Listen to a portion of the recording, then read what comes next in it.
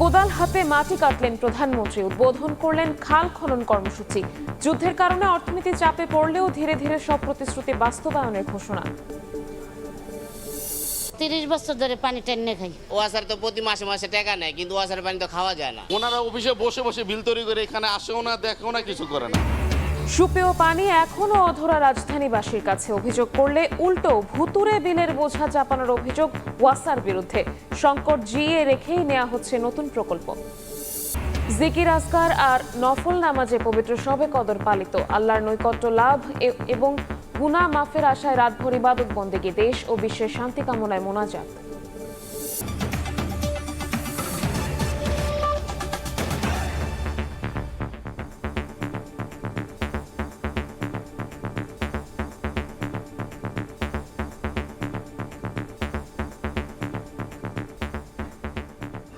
ভোরের সময়ের সঙ্গে আছি আমি শবনব নিবিড়। নির্বাচনী প্রতিশ্রুতি অনুযায়ী এবার খাল খননে প্রধানমন্ত্রী তারেক রহমান। দিনাজপুরের শাহপাড়া খালের মাটি কাটার মধ্য দিয়ে দেশ জুড়ে কর্মসূচির উদ্বোধন করেন তিনি।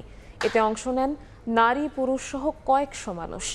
এ সময় যুদ্ধ পরিস্থিতিতে অর্থনীতিতে চাপ পড়লেও ধীরে ধীরে সব ওয়াদা বাস্তবায়নের ঘোষণা দেন তারেক রহমান। মিজানুর রহমানের ক্যামেরায় ইমরুল আহসানের রিপোর্ট।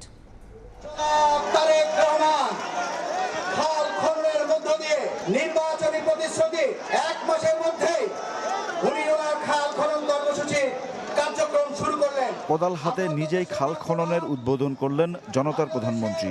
4.5 দশকেরও বেশি সময় পর বাবার দেখানো পথেই হাঁটলেন ছেলে তারেক রহমান। দিনাজপুরের এই কাহারোল উপজেলায় খাল খননের মধ্যে দিয়ে নারী পুরুষ সহ কয়েকশো মানুষ অংশ নেয় খাল কাটায়।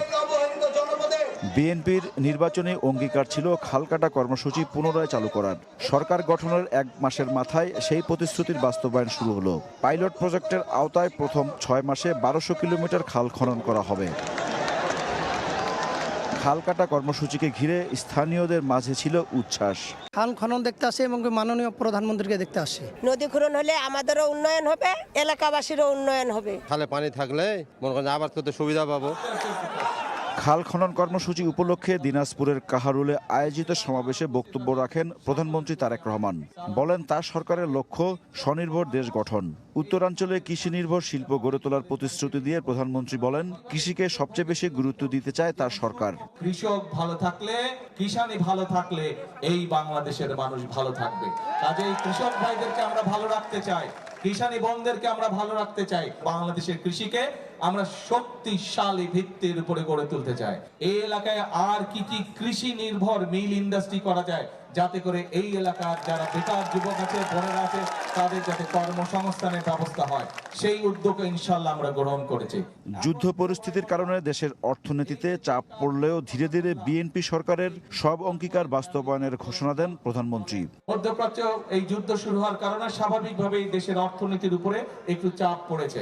তারপরেও যে ওয়াদা করেছি আমরা, সেগুলো কিন্তু আমরা ধীরে ধীরে ইনশাআল্লাহ বাস্তবায়নের কাজ এরই ভিতরে আমরা শুরু করেছি। কৃষক ভাইদের জন্য কিন্তু যেমন সুদ মওকুফ করেছি, আজকে খাল কাটার কাজ শুরু করেছি। একইভাবে মা বোনদের কাছে যেরকম ফ্যামিলি কার্ড দিচ্ছি, কৃষক ভাইদের কাছে আমরা কৃষক কার্ড দিব। মিষ্টি কথা বলে যারা বিভ্রান্ত করছে তাদের ব্যাপারে সতর্ক থাকার আহ্বান জানান তারেক রহমান। বিভিন্ন রকম কথাবার্তা বলে কারা দেশে বিশৃঙ্খলা তৈরি করতে চায়, তাদের বিরুদ্ধে আমাদেরকে সজাগ থাকতে হবে। অনেকে আছে মিষ্টি মিষ্টি কথা বলে কিন্তু বিভ্রান্ত করতে চায়, কিন্তু আমাদের রাজনীতি হচ্ছে কৃষকের উপকার করা। আমাদের রাজনীতি হচ্ছে মা বোনদেরকে স্বাবলম্বী করে তোলা। 5 বছরে 20,000 কিলোমিটার খাল খননের পরিকল্পনা রয়েছে বর্তমান সরকারের। 1977 সালে কোদাল হাতে খাল কাটা কর্মসূচি নেতৃত্ব দিয়েছিলেন তৎকালীন রাষ্ট্রপতি জিয়াউর রহমান। 49 বছর পর বাবার পথই অনুসরণ করলেন বর্তমান প্রধানমন্ত্রী তারেক রহমান। খাল কাটা কর্মসূচির ফলে পানির চাহিদা পূরণের পাশাপাশি পরিবেশের ভারসাম্য রক্ষা ও সবুজ বিপ্লব ঘটবে বলে প্রত্যাশা সবার। ইমরুল আহসান, সময় সংবাদ, কাহারুল, দিনাজপুর। প্রধানমন্ত্রীর মতো কোদাল হাতে খাল খনন কর্মসূচির উদ্বোধন করেন মন্ত্রী ও এমপিরাও। কৃষকেরা বলছেন এতে কৃষি, পরিবেশ ও স্থানীয়দের জনজীবনে ঘটবে ইতিবাচক পরিবর্তন। আর মন্ত্রীরা বলছেন শুধু খনন করলেই হবে না, সকলকে সংরক্ষণও করতে হবে।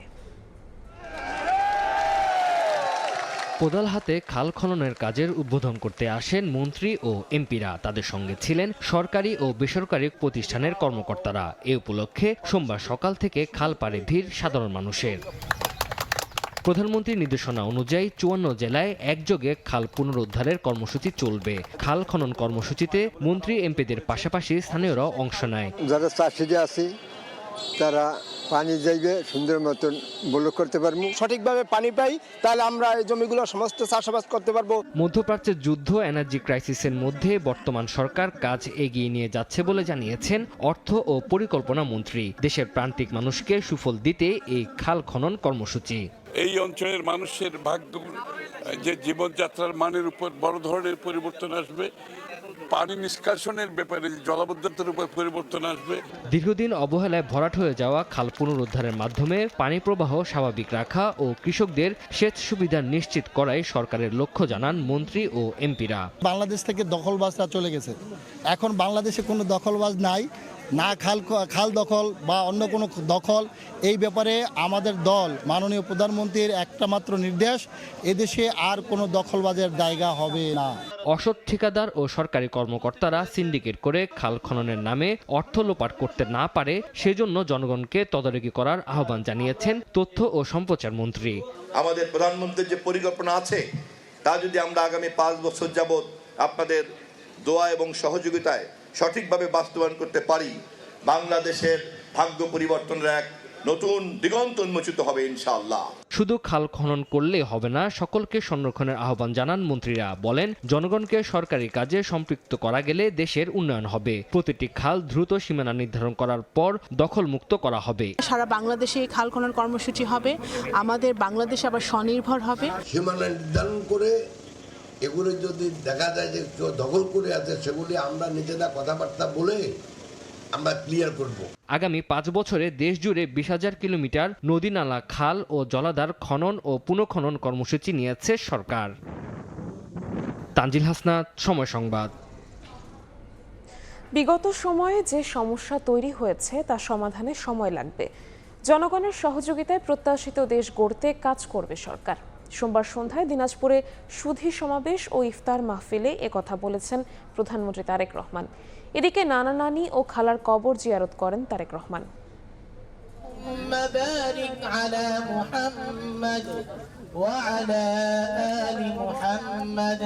প্রধানমন্ত্রী নির্বাচিত হওয়ার পর ঢাকার বাইরে প্রথম সফর তারেক রহমানের। কৈশোরের স্মৃতিবিজড়িত দিনাজপুরে সোমবার দিনভর নানা কর্মসূচি শেষে সন্ধ্যায় শহরের শেখ ফরিদপুর গোরস্থানে নানা এসকান্দার মির্জা, নানি তৈয়বা মজুমদার ও খালা খুরশিদজাহান হকের কবর জিয়ারত করেন প্রধানমন্ত্রী। জিয়ারত শেষে তাদের আত্মার মাগফিরাত কামনা করে দোয়া করেন তিনি।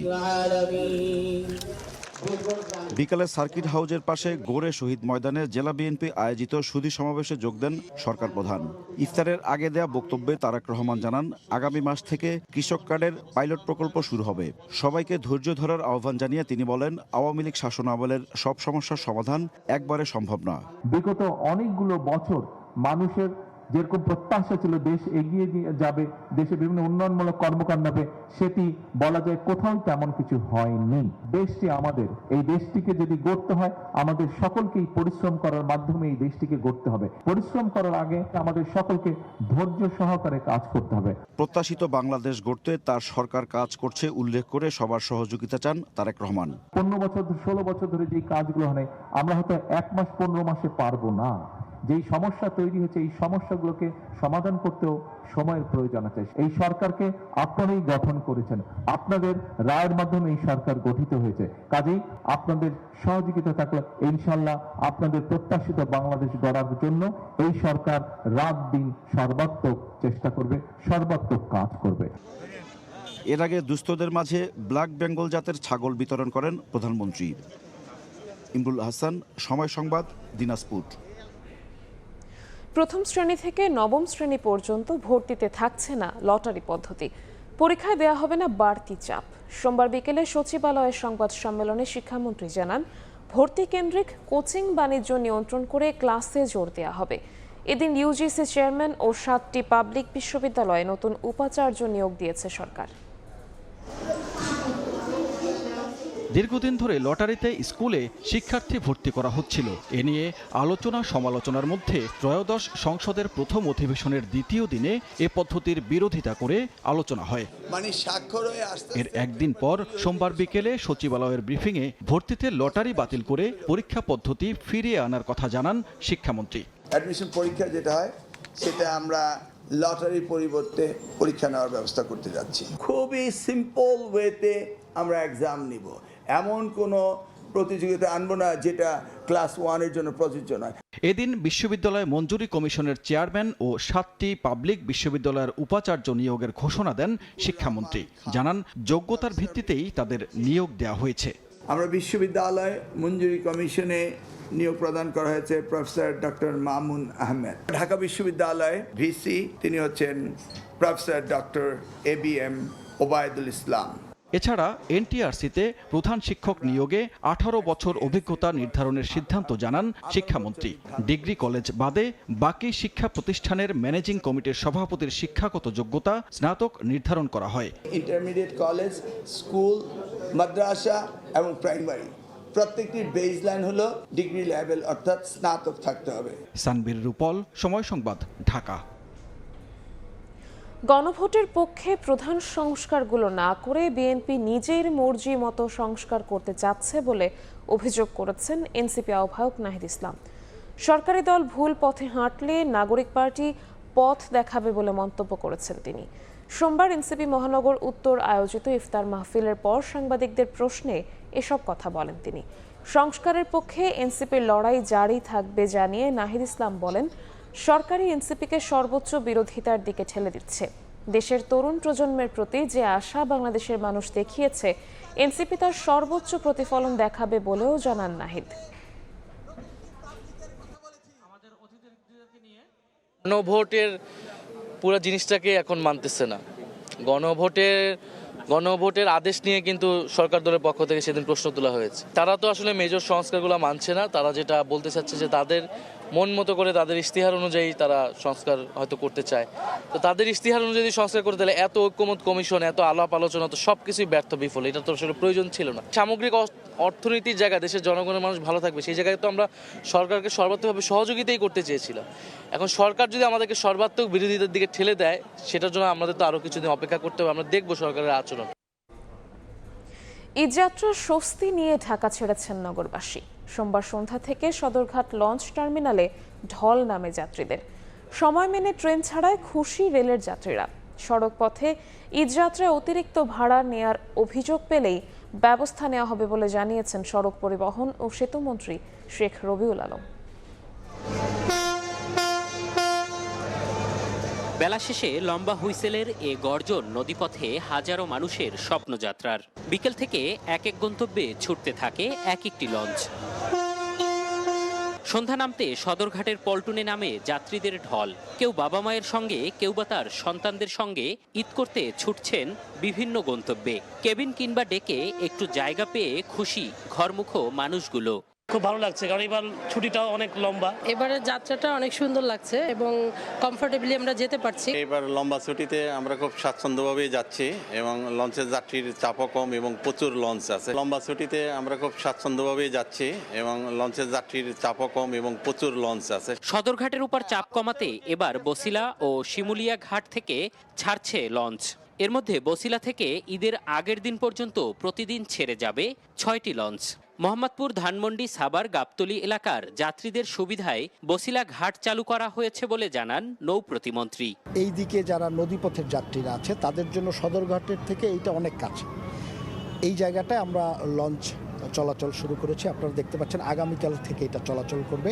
লঞ্চের মতো খুব বেশি ভিড় ছিল না কমলাপুর রেল স্টেশনে। সোমবার সকাল থেকে প্রতিটি ট্রেনের যাত্রীরা ঢাকা ছেড়েছেন স্বস্তি নিয়েই। অতিরিক্ত গাদাগাদি না থাকায় খুশি যাত্রীরা। প্রতিটি ট্রেনই ছেড়েছে সময় মতো। নির্ধারিত সময়ে যাত্রা করতে পেরে খুশি যাত্রীরা।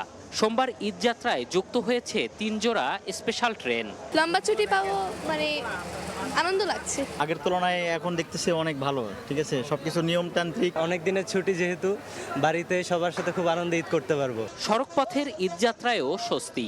তেমন যাত্রীচাপ না থাকায় নির্বিঘ্নে বাড়ির পথে রওনা দিয়েছেন ঘরমুখ মানুষগুলো। এবার কোনো টিকিটের দাম বাড়ে নাই, স্বাভাবিকই আছে এবং আগের মতো ভোগান্তিও নাই। ঈদ মানে তো আনন্দ, বন্ধু বান্ধব পরিবার সবার সাথে ঈদ করার জন্য আগে বাসায় যাওয়া হচ্ছে। সকালে রাজধানীর মহাখালী বাস টার্মিনালে নারীদের জন্য শৌচাগার উদ্বোধন করে সড়ক পরিবহন ও রেলমন্ত্রী বলেন, অতিরিক্ত ভাড়া নেওয়ার অভিযোগ পেলেই ব্যবস্থা নেওয়া হবে। নির্ধারিত টাকার চেয়ে 1 টাকা ভাড়া নেওয়ার কোনো সুযোগ নেই। মোবাইল কোর্ট এখানে আছে, এখানে ভিজিলেন্স টিম এখানে আছে, এখানে কন্ট্রোল রুম আছে পুলিশের। যে কোনো যাত্রী কমপ্লেন করলে তাৎক্ষণিক ব্যবস্থা নেওয়া হবে এবং আমরা 24 ঘন্টা তৎপর আছি, 24 ঘন্টা। ঈদযাত্রা নির্বিঘ্ন রাখতে সড়ক মহাসড়কে নিরাপত্তা বাড়ানো সহ সব ধরনের ব্যবস্থা নেওয়া হয়েছে বলে জানান মন্ত্রী। এম এ আজিম, সময় সংবাদ, ঢাকা। ইবাদত বন্দেগী, জিকির আজগার আর নফল নামাজের মধ্য দিয়ে পবিত্র শবে কদর পার করছেন মুসল্লিরা। মহান আল্লাহর নৈকট্য লাভ এবং গুনাহ মাফের আশায় সারা দেশের মসজিদগুলোতে ভিড় করেন সব বয়সী মুসলমান। দেশ ও বিশ্বের শান্তি কামনায় করেন মোনাজাত। রহমত, মাগফিরাত আর নাজাতের মাস রমজান। এই মাসের সবচেয়ে মর্যাদাপূর্ণ রাত লাইলাতুল কদর, যার পবিত্রতা আর বরকতের কথা বর্ণিত হয়েছে আল কোরআনে। এ রাতেই অবতীর্ণ হয়েছে পবিত্র কোরআন। রাজধানীর বাইতুল মোকাররম সহ দেশের প্রতিটি মসজিদে মুসল্লির ভিড়। মাগরিবের পর থেকে শুরু হয় বিশেষ ইবাদত, নফল নামাজ, তসবিহ পাঠ, কোরআন তিলাওয়াতে মগ্ন থাকতে দেখা যায় ছোট বড় সব বয়সী মানুষকে। দুনিয়ার ব্যস্ততা ভুলে স্রষ্টার সান্নিধ্য পেতে ব্যাকুল ধর্মপ্রাণ মুসলমান। আল্লাহর কাছে চাওয়া যে আল্লাহ যেন আমার গুনাহগুলো সব মাফ করে দেয়। রাতের উসিলায় আল্লাহর কাছে চেয়েছি আমি যেন বড় আলেমে দিনদার হই, এরকম মুফতি ও মুহাদ্দিস হই। রাতভর ইবাদত শেষে শেষ রাতে মহান আল্লাহর দরবারে কান্নাকাটি আর মোনাজাতের মধ্য দিয়ে সমাপ্তি ঘটবে মহিমান্বিত এ রাতের। সবার মনে একটাই আশা, যেন আগামী দিনগুলো পরিচালিত হয় সত্য ও সুন্দরের পথে। ওমা আদরাকা মা লাইলাতুল কদর, লাইলাতুল কদরি খায়রুম মিন আলফি শাহর। যে রাত্রটা হলো হাজার মাসের চেয়ে উত্তম। যত সম্ভব আজকে রাত্রে আল্লাহর ইবাদত করে গুনাহ মাফ চাবো। বান্দা যত গুনাহ করুক না কেন, শেষ এই জামানার ভিতরে এবং এই ফিতনা ফাসাদের জামানায় যে আমরা আসছি, এখানে যে আমরা ইবাদত করতেছি, এটা সবচেয়ে বড় সৌভাগ্য। আল্লাহ পাক চতুর্থ আসমান আইসা মানুষকে ডাকে যে হে বান্দা, তোমরা কি চাও, কি লাগবে, তোমাদের কি প্রয়োজন। শুধু নিজের জন্য নয়, পুরো বিশ্বের মুসলিম উম্মার ঐক্য এবং বিশ্বশান্তি কামনার এক বিশেষ সুযোগ এই রাত। শাহরিয়ার সৌমিক, সময় সংবাদ, ঢাকা। জাতীয় ঈদগাহে ঈদ উল ফিতরের জামাত হবে সকাল 8:30টায়। আবহাওয়া খারাপ থাকলে প্রধান জামাত বাইতুল মোকাররম মসজিদে অনুষ্ঠিত হবে সকাল 9টায়। ঈদের নামাজ সামনে রেখে জাতীয় ঈদগাহে চলছে শেষ পর্যায়ের প্রস্তুতি। জাতীয় ঈদগাহ ময়দানে অনুষ্ঠিত হবে ঈদ উল ফিতরের প্রধান জামাত। চলছে শেষ মুহূর্তের প্রস্তুতি। 2-1 দিনের মধ্যে শেষ হবে সম্পূর্ণ কাজ। সোমবার সকালে ঈদগাহ ময়দানের প্রস্তুতি ঘুরে দেখেন ঢাকা দক্ষিণ সিটির প্রশাসক। তিনি জানান 90% কাজ শেষ। এবার জাতীয় ঈদগাহ ময়দানে একটি মাত্র জামাত অনুষ্ঠিত হবে সকাল 8:30টায়। আবহাওয়া খারাপ থাকলে প্রধান জামাত হবে জাতীয় মসজিদ বাইতুল মোকাররমে সকাল 9টায়। ধর্ম মন্ত্রণালয় সহ সবাই মিলে যেটা ঠিক করেছে যে টাইম থাকবে আমাদের 8:30টা। যদি বৃষ্টি টিষ্টি হয় তাহলে হয়তো টাইমের পরিবর্তন করা হবে। জাতীয় ঈদগাহ ময়দানে প্রধানমন্ত্রী সহ রাষ্ট্রের গুরুত্বপূর্ণ ব্যক্তিরা ঈদের নামাজ আদায় করবেন জানিয়ে ঢাকা দক্ষিণ সিটির প্রশাসক বলেন, নগরবাসী যেন উৎসবমুখর পরিবেশে ঈদের নামাজ আদায় করতে পারেন সেজন্য সব প্রস্তুতি নেওয়া হচ্ছে। নবনির্বাচিত মাননীয় প্রধানমন্ত্রী দেশনায়ক তারেক রহমানকে আমি দাওয়াত দিয়েছি, উনি অ্যাকসেপ্ট করেছেন, উনি আমাদের সাথে এই ঈদগাতে উনি নামাজ পড়বেন। ঈদগাহ ময়দানে 35,000 মুসল্লি একসঙ্গে নামাজ আদায় করতে পারবেন। ভিআইপি ব্লকে পুরুষ মহিলাদের জন্য থাকবে আলাদা নামাজের ব্যবস্থা। প্রবেশ ও বের হওয়ার গেটও থাকবে আলাদা। এদিকে গত বছরের মতো এবারও আগারগাঁওয়ের পুরাতন বাণিজ্য মেলার মাঠে ঈদের জামাত আয়োজনের উদ্যোগ নিয়েছে ঢাকা উত্তর সিটি কর্পোরেশন।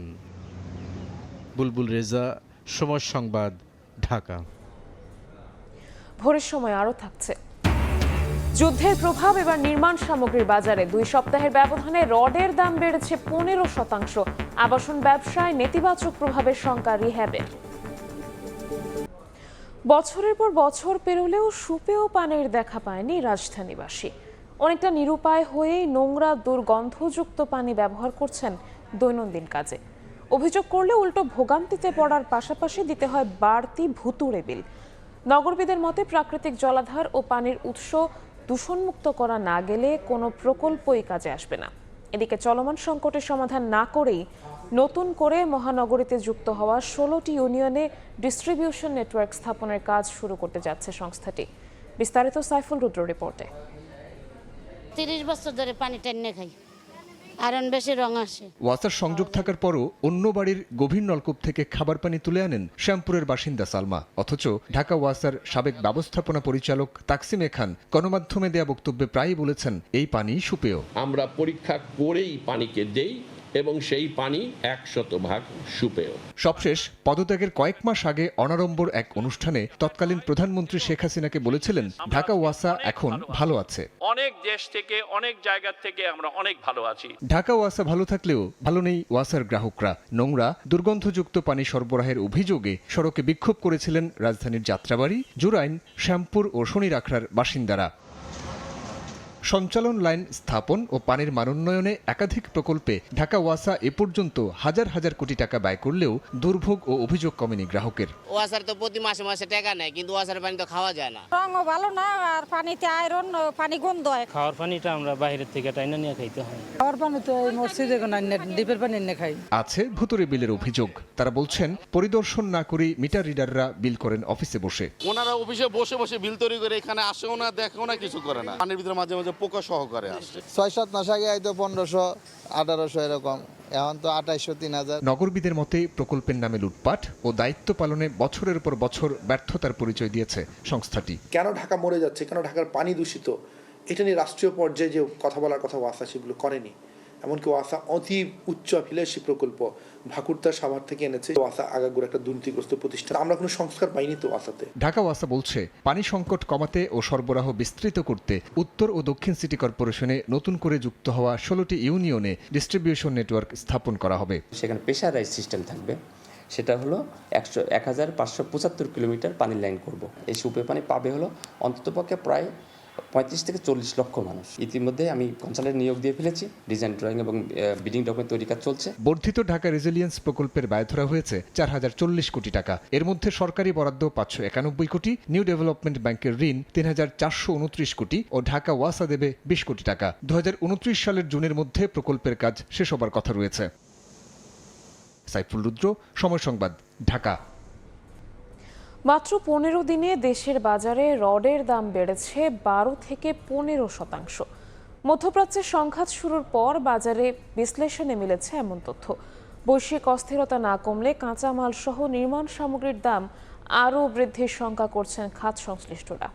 আর এর প্রভাবে আবাসন ব্যবসায় নেতিবাচক প্রভাব পড়বে বলে দুশ্চিন্তার কথা জানিয়েছে রিহ্যাব। বিস্তারিত তোফাজ্জল হোসেনের রিপোর্টে।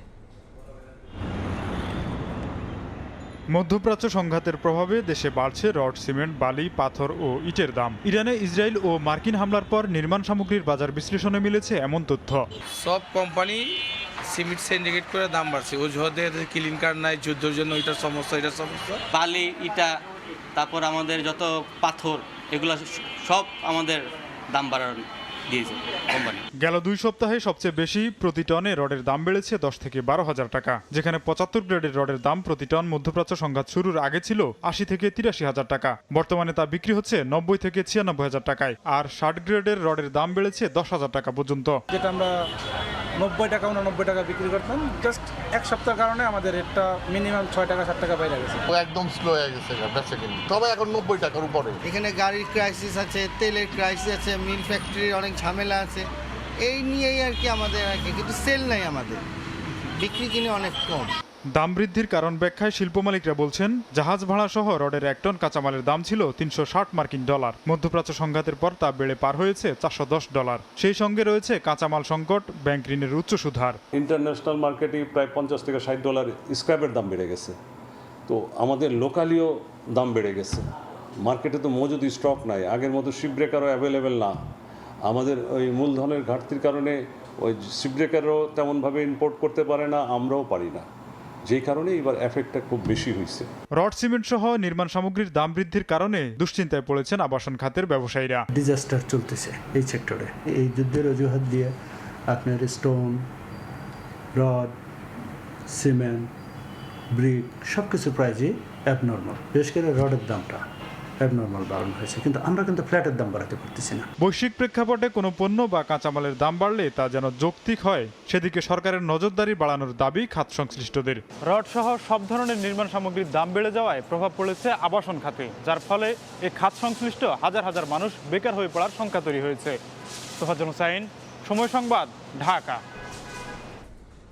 ইরানের সঙ্গে যুক্তরাষ্ট্র এবং ইসরায়েলের যুদ্ধের 2 সপ্তাহ পেরিয়ে গেলেও 31 নাবিক সহ এখনও আটকা বাংলাদেশি জাহাজ জয়যাত্রা। বিষয়টির সুরাহা করতে ইরানের সঙ্গে আলোচনার জন্য নৌপরিবহন মন্ত্রণালয়ে চিঠি দিয়েছে বাংলাদেশ শিপিং কর্পোরেশন। কেননা জাহাজটিকে পাড়ি দিতে হবে অবরুদ্ধ হরমুজ প্রণালী। যুদ্ধের মধ্যেও আটকা পড়া জাহাজ দিয়ে কাতার এবং আরব আমিরাতে পণ্য পরিবহনের প্রস্তাব পেয়েছে বিএসসি। বিস্তারিত জানাচ্ছেন কমল দে। পারস্য উপসাগরের লক্ষ্যবস্তুর উপর ইরানের ছোড়া মিসাইলের খুব কাছে অবস্থান ছিল বাংলাদেশের রাষ্ট্রায়ত্ত প্রতিষ্ঠান বিএসসির মালিকানাধীন জাহাজ জয়যাত্রার। অবশ্য এখন জাহাজটি কিছুটা সরে এসে শারজার আউটার পোর্ট লিমিটের মধ্যে নিরাপদে অবস্থান নিয়েছে। আমরা বাংলার জয়যাত্রা জাহাজের সিফেয়ারার্সরা এই সংকটময় মুহূর্তে আল্লাহর উপর ভরসা করে ধৈর্য ও পেশাগত দক্ষতার সাথে সংকটময় পরিস্থিতি মোকাবেলা করছি। 28 ফেব্রুয়ারি যুদ্ধ শুরুর পর বেশ কয়েকবার হরমুজ প্রণালী পার হওয়ার চেষ্টা হলো। অতিমাত্রা ঝুঁকির কারণে আপাতত সেই প্রক্রিয়া বাদ দেওয়া হয়েছে। এখন কূটনীতিক প্রক্রিয়ায় জাহাজটিকে পারস্য উপসাগর থেকে হরমুজ প্রণালীর মাধ্যমে পার করে আরব সাগরে নিয়ে আসার চেষ্টা চলছে। এরই অংশ হিসেবে নৌ পরিবহন মন্ত্রণালয়ের মাধ্যমে সরকারের কাছে চিঠি দিয়েছে বিএসসি। পররাষ্ট্র মন্ত্রণালয় দৃষ্টি আকর্ষণ করেছে যে যদি ইরান থেকে একটা স্পেশাল পারমিশন জয়যাত্রার জন্য পাওয়া যায় তাহলে আমরা স্টেট অফ হরমুজ দিয়ে যেন বের হয়ে আসতে পারি। এদিকে যুদ্ধ অবস্থাতেও কাতারের মেসাইদ বন্দর থেকে আরব আমিরাতে পণ্য পরিবহনে বাংলার জয়যাত্রাকে ব্যবহারের জন্য বিএসসির কাছে প্রস্তাব দিয়েছে চার্টার্ড প্রতিষ্ঠান। এক্ষেত্রে পণ্য লোড করার সময় 5 দিন এবং আনলোড করার সময় আরও 8 দিন বন্দরে থাকার নিরাপত্তার কথা মাথায় রেখে প্রস্তাবটি বিবেচনা করছে রাষ্ট্রায়ত্ত প্রতিষ্ঠানটি। আমি যদি যেটি অ্যালং সাইডে থাকি তাহলে টোটাল এয়ার ডিফেন্স কাভারেজ পাবো, সেফটি সিকিউরিটি যে কোনো সাপোর্ট সিস্টেম শরীর থেকে বেশি পাওয়া যাবে, ক্রু মোরাল আপ হবে এবং সার্বিকভাবে সমস্ত ধরনের লজিস্টিক সাপোর্ট দেওয়ার সুবিধা হবে। তবে জাহাজের পাশাপাশি 31 নাবিকের প্রাণের ঝুঁকি বিবেচনায় ব্যবসার পরিবর্তে আলোচনার মাধ্যমে বাংলার জয়যাত্রাকে বের করে আনার কথা বলছেন সাবেক নাবিকেরা। বিশেষ করে এর আগে রাশিয়া ইউক্রেন যুদ্ধের কবলে পড়ে মিসাইলে মারাত্মক ক্ষতিগ্রস্ত হয় বাংলার সমৃদ্ধ নামে বিএসসির অপর একটি জাহাজ, যেখানে একজনের মৃত্যুও হয়েছিল। Bangladesh government through embassy Iranian গভর্নমেন্টের সাথে যোগাযোগ করবে, কারণ ওরাই এখন সাধারণ আরবের কন্ট্রোল করতেছে আপাতত দৃষ্টিতে। তো সেইভাবে আমার মনে হয় যে ওইভাবে একটা কন্ট্রাক্ট করে এগ্রিমেন্ট করে কোনো একটা দিনক্ষণ সময় নির্ধারণ করে জাহাজটা হরমুজ প্রণালী থেকে বেরিয়ে আরব সাগরে চলে আসাটাই আমাদের জন্য সবচেয়ে নিরাপদ। গত 2 ফেব্রুয়ারি ভারত হয়ে কাতারে গিয়েছিল বাংলার জয়যাত্রা। এরপর কাতারের মেসাইদ বন্দর থেকে স্টিল কয়েল নিয়ে আরব আমিরাতের জেবাল আলী বন্দরে যাওয়ার পথেই যুদ্ধের কবলে পড়ে বাংলার জয়যাত্রা। জাহাজটিতে 2 থেকে 4 মাসের খাবার মজুদের পাশাপাশি পর্যাপ্ত পরিমাণে জ্বালানি এবং ফ্রেশ ওয়াটার রয়েছে বলে নিশ্চিত করেছে বিএসসি। কমল দে, সময় সংবাদ, চট্টগ্রাম। নথিতে থাকলেও বাজারে নেই সরকারি গ্যাস সিলিন্ডার। গাইবান্ধা শহরে বিপিসির নির্ধারিত 825 টাকার এই গ্যাস সিলিন্ডার খুঁজে পাওয়া যাচ্ছে না কোনো দোকানে। ডিলারদের দাবি হাতে গোনা কয়েকটি সরবরাহ করলেও সরকারি সিলিন্ডারগুলো ব্যবহার অনুপযোগী। যে কটা আসে তাও দিতে হয় সরকারি কর্মকর্তাদের। তবে টিসিবির মতো এই গ্যাস নিয়েও সরকারের পরিকল্পনা আছে জানালেন বিপিসির পরিচালক। আরও জানাচ্ছেন হেদায়েতুল ইসলাম বাবু। রাষ্ট্রীয় কোম্পানির 12.5 কেজি ওজনের গ্যাস সিলিন্ডারের সরকার নির্ধারিত দাম 825 টাকা। তবে বেসরকারি কোম্পানির গ্যাসের জন্য ভোক্তাদের গুনতে হচ্ছে 1500 থেকে 1600 টাকা পর্যন্ত। রাষ্ট্রীয় কোম্পানির গ্যাস সিলিন্ডারের খোঁজে বাজারে যায় সময় সংবাদ। গাইবান্ধা শহরের বিভিন্ন এলাকায় গ্যাসের দোকান ও ডিপো কোথাও খুঁজে পাওয়া গেল না সরকারিভাবে সরবরাহকৃত 825 টাকা মূল্যের সেই সিলিন্ডার। সরকারি সিলিন্ডার জীবনে চোখেই দেখি নাই। সরকারি সিলিন্ডারটা কেন বিক্রি করেন না? ওটা তো ডিলার এখানে নেই ভাই, আমাদের গাইবান্ধা কোনো ডিলার নেই। গ্যাস বিক্রেতাদের মতো ক্রেতারাও যেন আকাশ থেকে পড়লেন মাত্র 825 টাকার সরকারি এই গ্যাসের কথা শুনে। ক্রেতা বা ভোক্তারা জানেনই না কোথায় কিভাবে পাওয়া যায় সরকারি এই গ্যাস। ক্রেতাদের দাবি সরকারি এই গ্যাস বাজারে সরবরাহ স্বাভাবিক রাখা হলে গ্যাসের বাজার নিয়ন্ত্রণে সহায়ক হবে। এখানে যে সরকারি কোনো প্রতিষ্ঠান গ্যাস বাজারজাত করে এটা আসলে আপনার কাছেই প্রথম জানলাম। এই যে গ্যাস কিনতেছি কোনোদিন আমি জানি না যে 825 টাকায় গ্যাস পাওয়া যায়। গ্যাসগুলো যেখানে পাওয়া যায় যদি, তাহলে স্বাভাবিক কারণে বাজার নিয়ন্ত্রণ থাকবে। সরকারিভাবে হাতে গোনা কয়েকটি গ্যাস সিলিন্ডার সরবরাহ করা হলেও তা মানহীন, তাই জেলার 5 ডিলারের প্রত্যেকে সরকারি এই গ্যাস বিক্রি বন্ধ করেছেন। তাদের দাবি সরকারি সিলিন্ডারগুলো ব্যবহার অনুপযোগী, যে কটা আসে তাও দিতে হয় সরকারি কর্মকর্তাদের। আর বিপিসি বলছে এই মুহূর্তে সংকট থাকলেও টিসিবির মতো গ্যাস নিয়েও সরকারের পরিকল্পনা আছে। সপ্তাহে দেখা গেল 10টা বা 20টা আমাদেরকে গ্যাস দিত, আর তার মধ্যে আবার প্রশাসন সরকারি কর্মচারীদের কিছু স্লিপ আসতো, তাদেরকে দিতে হতো। আমাদের অনেক পরিকল্পনা আছে। সরকার যেমন টিসিবি যেমন মার্কেটে তার একটা করে কন্ট্রোল করে, ওই রকমই আমরা একটা করতে চাই। অনেক কাজ হচ্ছে কিন্তু এটা ভিজিবল হতে মানে it will take some time. এর আগে 690 টাকায় বিক্রি করা হলেও পরবর্তীতে 825 টাকা নির্ধারণ করা হয় বিপিসির 12.5 কেজির গ্যাস সিলিন্ডারের দাম। হেদায়েতুল ইসলাম বাবু, সময় সংবাদ, গাইবান্ধা। জাতিকে দেওয়া ওয়াদা পূরণ করতে নির্বাচন কমিশন সক্ষম হয়েছে বলে জানিয়েছেন সিইসি AMM নাসির উদ্দিন। ত্রয়োদশ জাতীয় নির্বাচন সুষ্ঠু এবং সুন্দরভাবে সম্পন্ন করায় সংশ্লিষ্টদের প্রতি কৃতজ্ঞতা জানান তিনি। বলেন, এবারের নির্বাচনে কেউ ভোট দিতে পারেননি এমন কোনো ঘটনার নজির নেই। ভোটের পর নানা অভিযোগকে রাজনৈতিক সংস্কৃতির অংশ বলেও মন্তব্য করেন তিনি। ত্রয়োদশ জাতীয় সংসদ নির্বাচনের 1 মাস 4 দিন পর কমিশনের কর্মকর্তাদের মুখোমুখি হন প্রধান নির্বাচন কমিশনার সহ অন্যান্য কমিশনাররা। সোমবার নির্বাচন ভবনে নির্বাচন কমিশন, জাতিসংঘ ও ইউএন ইলেকটোরাল প্রজেক্ট আয়োজিত আন্তর্জাতিক নারী দিবসের অনুষ্ঠানে অংশ নেন তারা।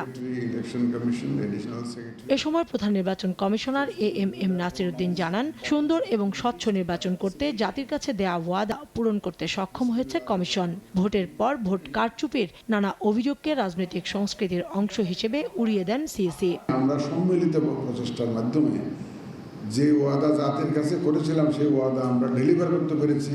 ভোটের তো নানাবিধ আপত্তি তো থাকতেই পারে, এটা হয় এই আপত্তিটা হয় সাধারণত ভোট যখন সুন্দর হয়, ভোটের পরে আপত্তিটা উঠে।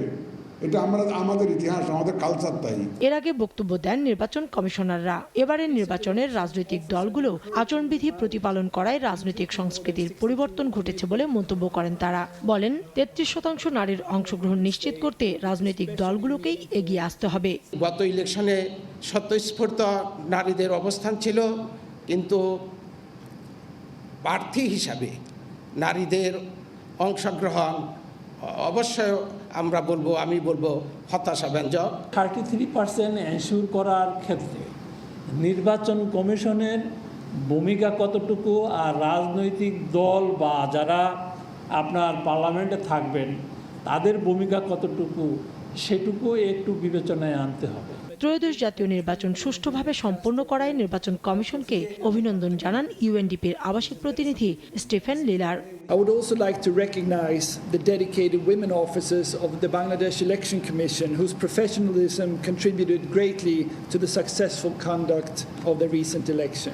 নির্ভুল ভোটার তালিকা প্রণয়ন করতে পারলেই নারী ভোটার বৃদ্ধি পাবে বলে মনে করেন কমিশনাররা। নির্বাচন কমিশনের কাউসার চৌধুরী কুমু, সময় সংবাদ, ঢাকা। প্রধানমন্ত্রী তারেক রহমানের ছেড়ে দেয়া বগুড়া সদর 6 আসনের উপনির্বাচনের প্রচারণা শুরু হয়েছে। সোমবার সকাল থেকে শহরের বিভিন্ন অলিগলিতে গণসংযোগ চালান প্রার্থীরা। বিএনপি প্রার্থী রেজাউল করিম বাদশা পরিবেশ বান্ধব বীজ লিফলেট বিতরণের মাধ্যমে প্রচারণা চালান। অন্যদিকে শহরের কালের বাজার এলাকা থেকে প্রচারণা শুরু করেন জামাত সমর্থিত প্রার্থী আবিদুর রহমান সোহেল। আগামী 9 এপ্রিল উপনির্বাচনের ভোট গ্রহণ অনুষ্ঠিত হবে। ঈদের ছুটিতে দেশের স্থলবন্দরগুলোতে টানা 10 দিন বন্ধ থাকবে আমদানি রফতানি কার্যক্রম। বন্দর কর্তৃপক্ষ জানায়, হিলি, বুড়িমারি, ভোমরা, বেনাপোল সহ বিভিন্ন স্থলবন্দর 17 মার্চ থেকে 27 মার্চ পর্যন্ত বন্ধ থাকবে। C&F এজেন্ট অ্যাসোসিয়েশনের সিদ্ধান্ত অনুযায়ী এ সময় আমদানি রফতানি সহ সব ধরনের বাণিজ্যিক কার্যক্রম বন্ধ থাকবে। তবে ইমিগ্রেশন চেকপোস্ট দিয়ে বৈধ পাসপোর্ট ও ভিসাধারী যাত্রীদের পারাপার স্বাভাবিক থাকবে।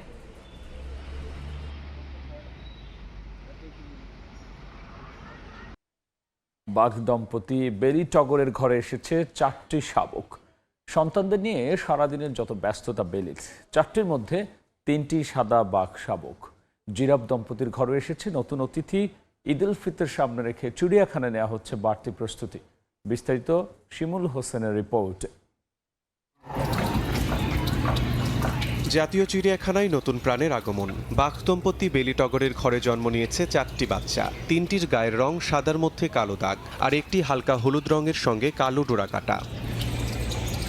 জন্মের পর থেকেই মা ও 2.5 মাস বয়সী বাচ্চাদের রাখা হয়েছে বিশেষ পর্যবেক্ষণে। তাদের খাঁচার সামনে দর্শনার্থীদের প্রবেশে রয়েছে নিষেধাজ্ঞা। তাই নিরিবিলি পরিবেশে বেলির সারাদিন কাটে সন্তানদের নিয়ে। 6 মাস বয়সের আগে মাংস খেতে না পারলেও মায়ের খাওয়া দেখে উচ্ছ্বসিত শাবকরা। চিড়িয়াখানা কর্তৃপক্ষ বলছে, একসঙ্গে কোনো বাঘিনীর 4টি শাবকের জন্ম এবারেই প্রথম। দর্শকদের জন্য আমরা বাঘগুলোকে 8 মাস পরে এদেরকে মুক্ত করে দেব, কারণ বাঘের একটা বিহেভিয়ার আছে। খুবই একটা আইসোলেটেড জায়গায় থেকে ওরা বাচ্চাগুলো দেয়। বাচ্চাগুলোকে ওরা খুবই মাদার টেক কেয়ার করে। নতুন অতিথি এসেছে জিরাফের ঘরেও। জিরাফ দম্পতি রাজা ও লাবণ্যর ঘরে গত 10 জানুয়ারি জন্ম নিয়েছে একটি বাচ্চা। জিরাফ শাবকটি ইতিমধ্যে দর্শনার্থীদের জন্য উন্মুক্ত করা হয়েছে। একদিকে সাদা বাঘ শাবকের বিরল দৃশ্য, অন্যদিকে চঞ্চল জিরাফের বাচ্চা। সব মিলিয়ে ঈদের আগেই দর্শনার্থীদের কাছে চমৎকার আকর্ষণের জায়গা হয়ে উঠেছে এই চিড়িয়াখানাটি। প্রথমেই দেখলাম হরিণ, তারপরে আমরা ঢুকে বাঘ দেখলাম, ভাল্লুক দেখলাম, এখন ইমু পাখি দেখলাম, এখানে উট পাখি দেখছি, আরও অনেক কিছু আছে দেখব। আমি বাঘের বাচ্চা দেখার জন্য দুর্ভাগ্যবশত আমি দেখতে পারিনি, কারণ এখানে এই যে ঘেরাও দেওয়া আছে চারিদিকে, ওইখানে একটা ঘেরাও দেওয়া আছে, জাস্ট এটাই দেখতে পারলাম শুধু। বাঘ দেখলাম, জিরাফ দেখলাম, জিরাফের বাচ্চাও দেখেছি। এদিকে আসন্ন ঈদ উল ফিতর উপলক্ষে চিড়িয়াখানাকে সাজাতে নেওয়া হয়েছে বিশেষ প্রস্তুতি। পরিষ্কার পরিচ্ছন্নতা, নিরাপত্তা ও দর্শনার্থীদের চলাচল সহজ করতে বাড়ানো হয়েছে নজরদারি। চিড়িয়াখানাকে নতুনভাবে সাজানোর চেষ্টা করেছি। আমরা বিভিন্ন খাঁচা মেরামত থেকে শুরু করে দর্শনার্থী সুরক্ষার যে ব্যবস্থা সেগুলো আমরা করার চেষ্টা করেছি। আমাদের দর্শনার্থী যাতে এখানে এসে সুন্দরভাবে এই চিড়িয়াখানাকে উপভোগ করতে পারেন। সব মিলিয়ে ঈদ সামনে রেখে মিরপুরের জাতীয় চিড়িয়াখানায় এখন উৎসবমুখর পরিবেশ, যা দর্শনার্থীদের জন্য হয়ে উঠতে পারে এক অন্যতম আকর্ষণীয় গন্তব্য। শিমুল হোসেন, সময় সংবাদ, ঢাকা। রাঙামাটিতে 25টি পরিবারকে ঘর নির্মাণ করে দিয়েছে সেনাবাহিনী। সোমবার সকালে রাঙামাটি রিজিয়ন ও জুরাছড়ি জোনের উদ্যোগে নির্মিত ঘরের চাবি হস্তান্তর করা হয়। এর মধ্যে 20টি অসহায় পরিবার সম্পূর্ণ নতুন ঘর পায় এবং বাকি 5টি পুরানো জরাজীর্ণ ঘর সংস্কারের পর পায়। এছাড়া প্রতিটি ঘর প্রয়োজনীয় আসবাবপত্র, ফ্যান ও অন্যান্য সামগ্রী দিয়ে সাজিয়ে দেওয়া হয়। ঈদের আগে নতুন ঘর পেয়ে খুশি অসহায় মানুষেরা।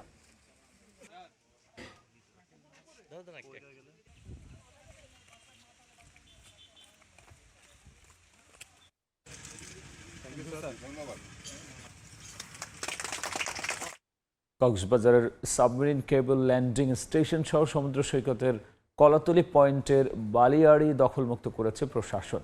উচ্ছেদ করা হয়েছে ফুটপাত ও বালিয়াড়িতে গড়ে ওঠা প্রায় 150 অবৈধ স্থাপনা। মোহাম্মদ ফরাজের ক্যামেরায় সুজাউদ্দিন রুবেলের রিপোর্ট।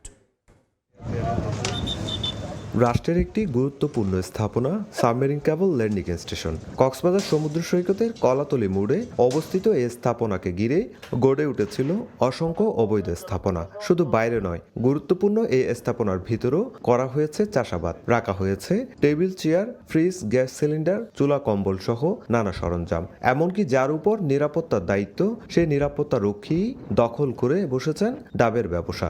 কজনকে মানা করবো, যে এখানে একজনকে মানা করে আসলে ওদিকে একটা বাসায় দিয়েছে। ডাবর ব্যবসায়ী বলতে আমি নিজেও একটা প্রতিনিধিকে ডাবর ব্যবসা আমি নিজেও করি পাশাপাশি, আর এমনকি আমার ডাবর খাটও আছে। অভিযানের শুরুতেই সাবমেরিন কেবল ল্যান্ডিং স্টেশন ঘিরে গড়ে ওঠা অবৈধ স্থাপনাগুলো গুড়িয়ে দেয় প্রশাসন। এরপর শুরু হয় কলাতলি সমুদ্র সৈকতের বালিয়াড়িতে উচ্ছেদ অভিযান। সেখানে লোহার তৈরি বেশ কিছু স্থাপনা ভেঙে ফেলা হয় এবং ট্রাকে তুলে সরিয়ে নেওয়া হয়।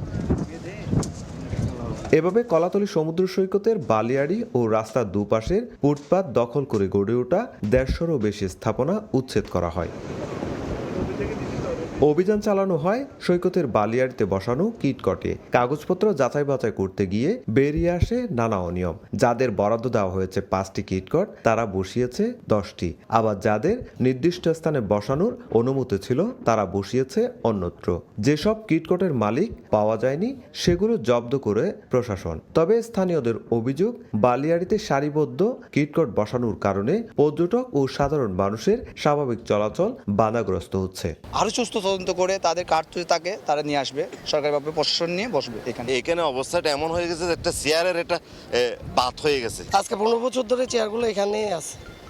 আজকে হঠাৎ আপনার ম্যাজিস্ট্রেট মহোদয় এসে বলতেছে আপনার চেয়ারগুলো উঠে ফেলে। প্রশাসন বলছে সমুদ্র সৈকতে শৃঙ্খলা ও সৌন্দর্য ফিরিয়ে আনতে পর্যায়ক্রমে সব অবৈধ স্থাপনা উচ্ছেদ করা হচ্ছে। চারপাশের জায়গা জুড়ে যারা দখল করেছিল সেই দখলগুলো আমরা দখল উচ্ছেদ করেছি। খুব শীঘ্রই এই অংশটুকু পুরোটুকু আশা করি আমরা পরিষ্কার করতে পারবো। তারা যা অনুমোদন নিয়েছে তার চেয়ে বেশি কিটকট বসিয়েছে, এছাড়া অনেক অনুমোদনহীনও বসিয়েছে। রেগুলার প্রসেস এটা শুরু করেছি, সো কিটকট এটা পুরো কক্সবাজারেই যত জায়গায় আছে সেটা আমরা এখন দেখব। স্বরাষ্ট্রমন্ত্রীর নির্দেশনার পর টানা 5 দিনের অভিযানে কক্সবাজার সমুদ্র সৈকতে সুগন্ধা ও কলাতলি পয়েন্ট থেকে প্রায় 800 অবৈধ স্থাপনা উচ্ছেদ করেছে জেলা প্রশাসন। সুজাউদ্দিন রুবেল, সময় সংবাদ, কক্সবাজার। টাঙ্গাইলের মধুপুরে বনের ভেতর একটি গারো পরিবারের ঘর তুলতে বাধা দেওয়ার অভিযোগ উঠেছে বাগান কর্তৃপক্ষের বিরুদ্ধে। এ নিয়ে একটি ভিডিও সামাজিক যোগাযোগ মাধ্যমে ছড়িয়ে পড়লে সমালোচনার ঝড় ওঠে। ঘটনাস্থল পরিদর্শন করেছেন উপজেলা নির্বাহী কর্মকর্তা। পরে তাদের পুনর্বাসনের জন্য নগদ অর্থ ও টিন দেয়া হয়। কাদির তালুকদার পাঠানো তথ্য ও রাশেদ খানের ছবি নিয়ে রিপোর্ট।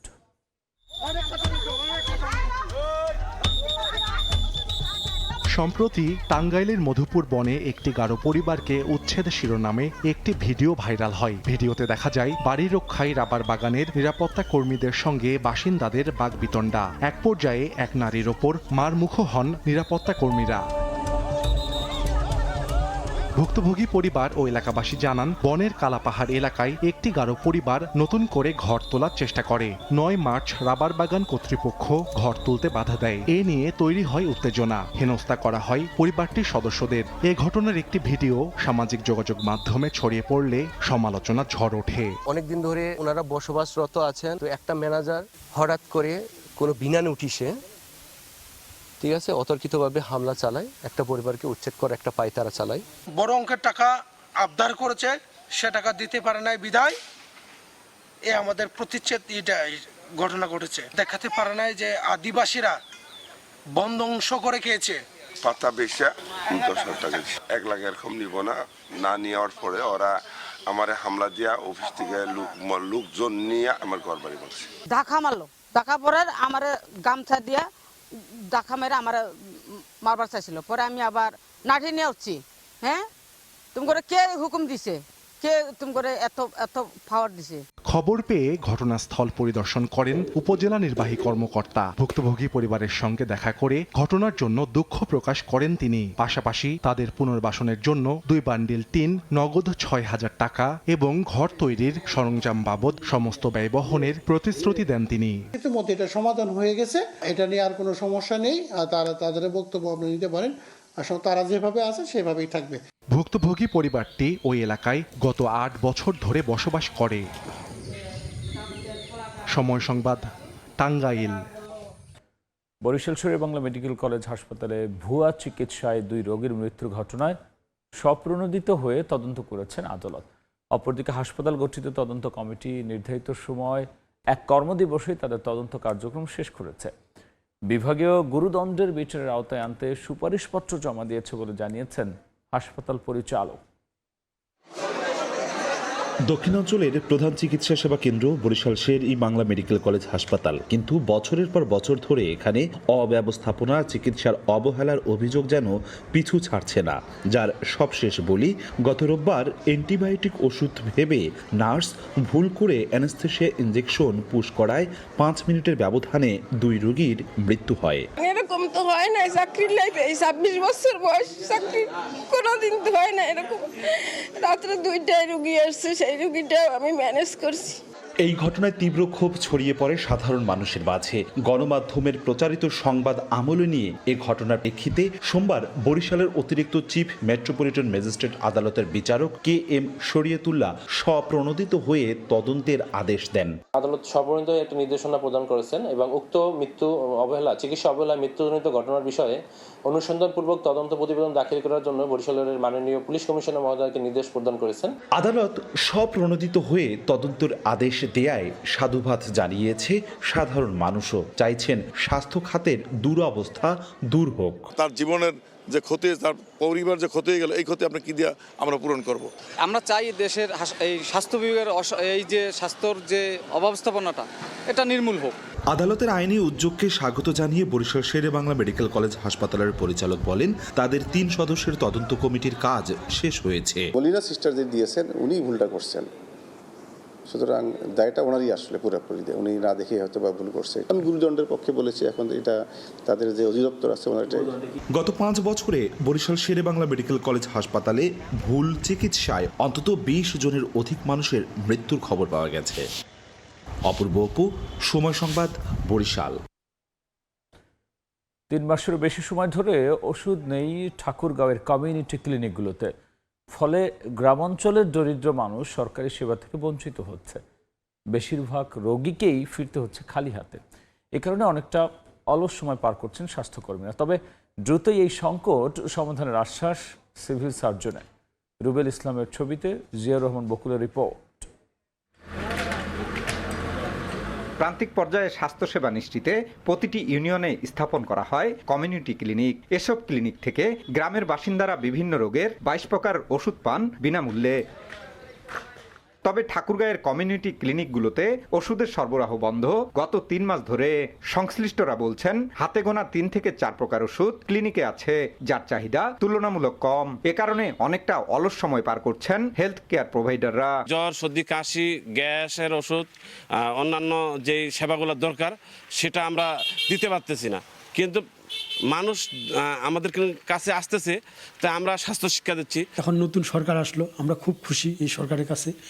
এরা যাতে আবার আগের মতো সাপ্লাই দেয়, আমরা যাতে স্বাস্থ্যসেবা দিতে পারি। এদিকে ওষুধ না থাকায় ক্লিনিক থেকে খালি হাতে ফিরে যাচ্ছেন রোগীরা। তারা বলছেন, অনেকের সামর্থ্য না থাকায় বাইরে থেকে ওষুধ কিনতে পারছেন না। ওষুধ তো দেয় না, আমরা কিভাবে ওষুধ নিব? গরিব দুঃখী, আমরা তো শহরে যাইতে পারি না। আমি 2 মাস থেকে আসছি, এখন ওষুধে পাই না। ওষুধ থাকিলে তো ফের ডাক্তার দিবি, আর ওষুধ যদি না পাই কথা হাত দিবি। কমিউনিটি ক্লিনিকে সবসময় ওষুধ আসুক, সবাই যেন সেবা পায়, সবাই যেন ওষুধ পায়। ওষুধ সংকট নিয়ে 2025 ও 26 সালে 2 দফা উপজেলা স্বাস্থ্য বিভাগ থেকে চিঠি দেওয়া হলেও বিষয়টি অজানা বলছেন সিভিল সার্জন। তবে শীঘ্রই সমাধানের আশ্বস্ত করেন তিনি। ওষুধের স্বল্পতা যদি থেকে থাকে, ব্যাপারটা হচ্ছে যে প্রত্যেক কমিউনিটি যে হেলথ কেয়ার প্রোভাইডার যারা আছেন, অবশ্যই তাদেরকে একটা লিখিতভাবে আমাদেরকে দিলে অবশ্যই আমরা ইউএইচএফপিদের আমি বলে দিই। স্বাস্থ্য বিভাগের তথ্য মতে ঠাকুরগাঁয়ের 53টি ইউনিয়নে 146টি কমিউনিটি ক্লিনিক রয়েছে। প্রতিটি ক্লিনিক থেকে গড়ে প্রতিদিন 50 জন রোগী স্বাস্থ্যসেবা নেন। জিয়াউর রহমান বকুল, সময় সংবাদ, ঠাকুরগাঁও। ঝিনাইদহে নিত্যপণ্যের মূল্য বৃদ্ধির প্রতিবাদে মানববন্ধন করা হয়েছে। সোমবার সকালে শহরের পায়রা চত্বরে এই কর্মসূচি করে consumers association of Bangladesh CAB. এ সময় বক্তারা অভিযোগ করেন, অসাধু ব্যবসায়ীদের কারসাজিতে নিত্যপণ্যের দাম বাড়ছে, এতে নাভিশ্বাস সাধারণ মানুষের।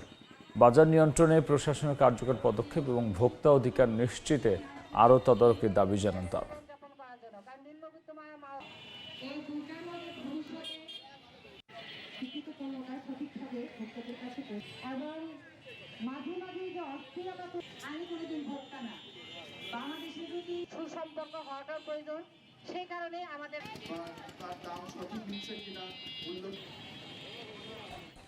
খুলনা থেকে গোফরান বাহিনীর প্রধান সহ 2 জনকে গ্রেফতার করা হয়েছে। এ সময় লুট করা মোটরসাইকেল ও ল্যাপটপ সহ বিভিন্ন মালামাল উদ্ধার করা হয়। রোববার রাতে খুলনার রূপসা থানার জাবুসা এলাকায় অভিযান চালায় যশোরের ডিবি পুলিশ। এ সময় আলোচিত গোফরান বাহিনীর প্রধান নাসির ও তার সহযোগী চরমপন্থী সংগঠন বিপ্লবী কমিউনিস্ট পার্টির সদস্য সোহেল রানা গ্রেফতার হয়। পুলিশ জানায়, 1 মার্চ অভয়নগরের গোপীনাথপুর গ্রামের একটি বাড়িতে হানা দেয় গোফরান বাহিনী। এক পর্যায়ে ঘরে থাকা নগদ টাকা, মোটরসাইকেল, ল্যাপটপ সহ মূল্যবান জিনিস লুট করে পালিয়ে যায় তারা। এই ঘটনায় অভয়নগর থানায় একটি মামলা হলে তদন্ত শুরু করে ডিবি পুলিশ।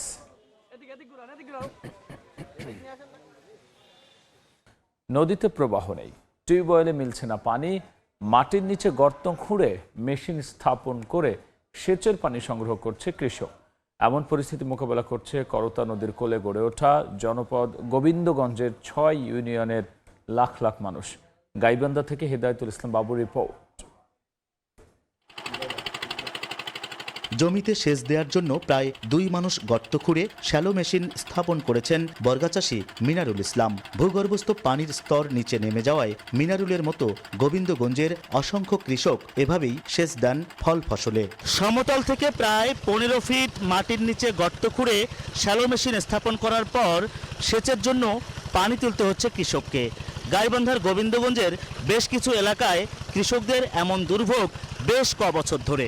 মনে করেন যে 10 ফুট খুঁড়ে নিচে ডাবায় দিয়েছে, তো মেশিনে পানি হয় না। 2 বিঘা জমিতে পানি দিতে 5 লিটার তেল লাগছে, এখন 10 থেকে 12 লিটার তেল লাগে। কষ্ট করে আবাদ করতে হয়, এখন পেটে তো দিতে হবে। আবাদ করা খুব কঠিন চাপে গেছে আমার এই চাষা মানুষের। বহু ফিট বোর্ডিং করা লাগে, তারপর পানি ওঠে। কেবল সেচের জন্য নয়, খাবার পানির জন্যও দুর্ভোগের অন্ত নেই কাটাবাড়ি, কামদিয়া, শাখাহার, রাজাহার, গোমানীগঞ্জ ও সাপমারা। গোবিন্দগঞ্জের এ ৬ ইউনিয়নের লাখ লাখ মানুষকে শুষ্ক মৌসুমে দুর্ভোগে পড়তে হয় সুপেয় পানির জন্য। টিউবওয়েলে পানি না ওঠায় ধনী গরিব সবাই বাধ্য হয়ে বাড়ি বাড়ি স্থাপন করেছেন সাবমার্সিবল পাম্প। এমন পরিস্থিতিতে জনস্বাস্থ্য অধিদপ্তর ও বরেন্দ্র কর্তৃপক্ষের দৃষ্টি আকর্ষণ করছে সচেতন মহল। এই অবস্থাটা নিয়ে কিন্তু আমার মনে হয় যে জনস্বাস্থ্য প্রকৌশলীকে এগিয়ে আসতে হবে এবং এটা নিয়ে গবেষণা করতে হবে যে কিভাবে এই পানি সংকটটা নিরসন করা যায়। গোবিন্দগঞ্জের বুক চিরে বয়ে যাওয়া করতোয়া নদীতেও নেই পানি প্রবাহ। খননের অভাবে পলি জমে ভরাট হয়ে যাওয়া করতোয়ার বুকে চাষাবাদ করছেন স্থানীয়রা।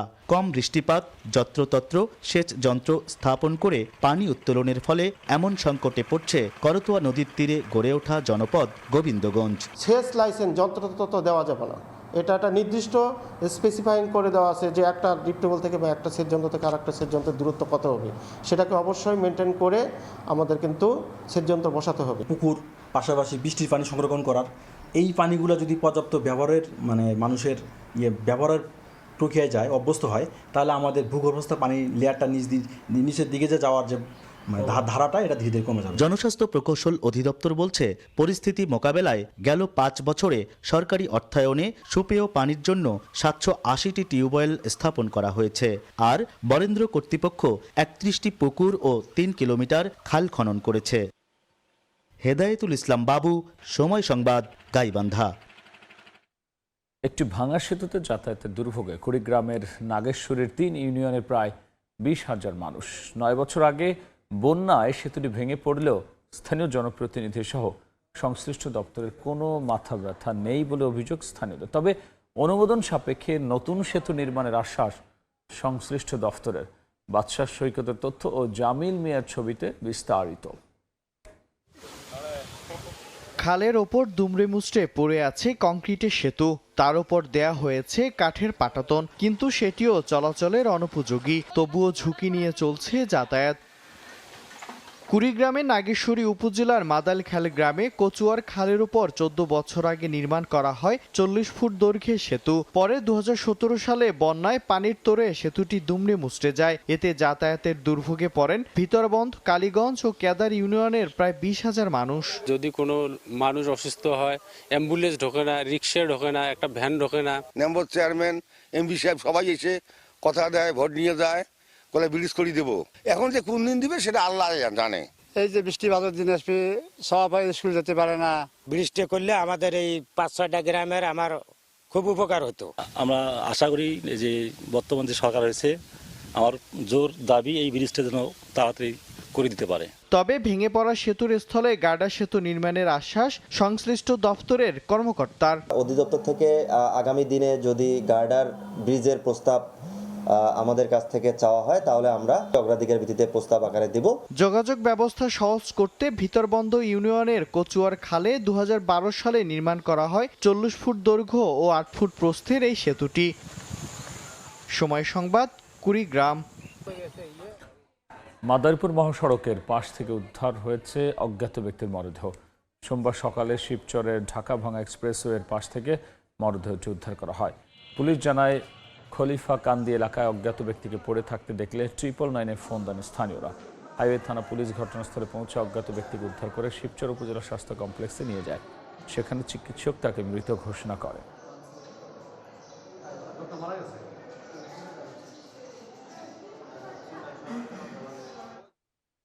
গোপালগঞ্জে নিখোঁজের ৩ মাস পর উদ্ধার হয়েছে যুবকের মরদেহ। সোমবার দুপুরে মকসুদপুর উপজেলার একটি পুকুর থেকে তৌহিদুল ইসলামের মরদেহ উদ্ধার করা হয়। পুলিশ জানায় 2025 সালের 16 ডিসেম্বর নিখোঁজ হয় তৌহিদুল। খোঁজাখুঁজির পর তাকে না পেয়ে মকসুদপুর থানায় অভিযোগ করেন তৌহিদুলের বাবা। গ্রামের একটি পুকুরের কচুরি পানা পরিষ্কার করতে গিয়ে মরদেহ দেখতে পায় স্থানীয়রা। থানায় খবর দেওয়া হলে ঘটনাস্থলে পৌঁছে মরদেহ উদ্ধার করে পুলিশ।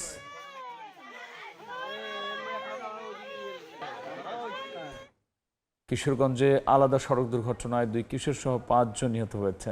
এদিকে ঝিনাইদহে মোটরসাইকেলের চাপায় এক পথচারী নিহত হয়েছেন।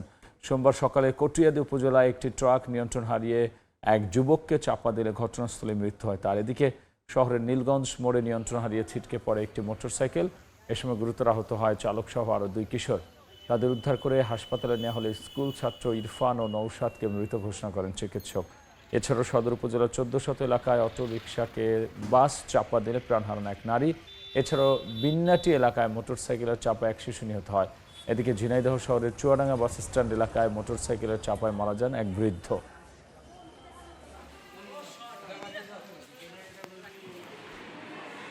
হাড়িভাঙা আমের মুকুলে স্বপ্ন বুনছেন রংপুর অঞ্চলের আম চাষিরা। আবহাওয়া অনুকূলে থাকায় গত কয়েক বছরের তুলনায় বেশি মুকুল আসায় খুশি তারা।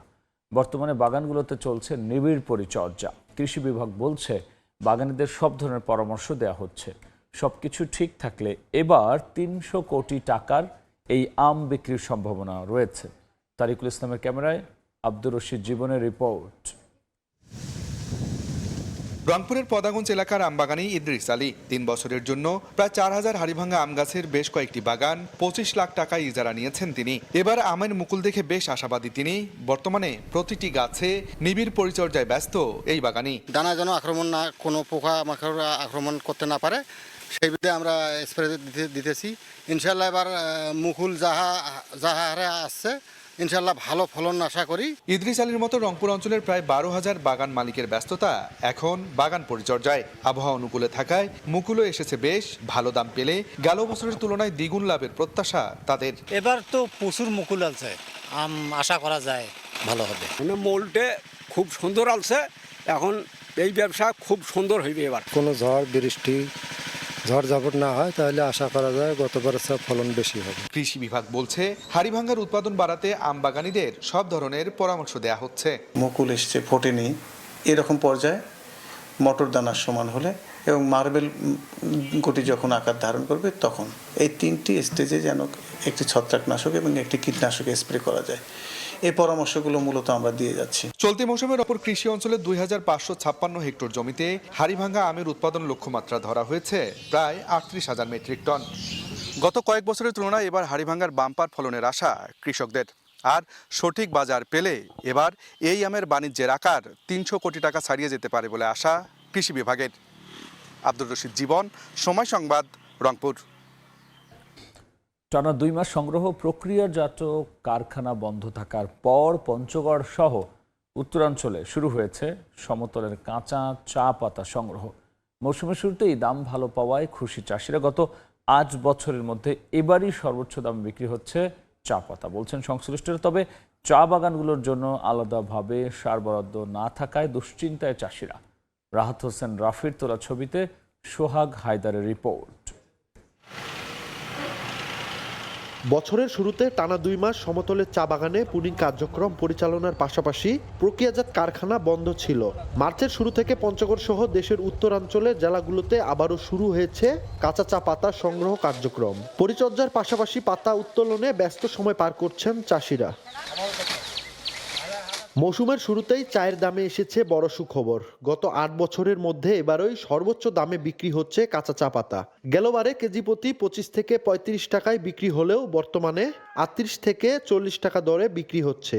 নতুন এই দাম পেয়ে খুশি চাষিরা। তবে চা পাতার ওজনে কর্তন বন্ধ ও সিন্ডিকেট মুক্ত চা শিল্প গড়ে তোলার দাবি তাদের। পাশাপাশি উত্তরের সমতলের চা বাগানগুলোর জন্য আলাদাভাবে সার বরাদ্দ না থাকায় দুর্ভোগের কথা জানান চাষিরা। বর্তমান আমরা যে চার দাম পাচ্ছি এটা যেন আমাদের অব্যাহত থাকে। ২৬ সাল শুরু থেকেই চা পাতার দাম মোটামুটি ভালো।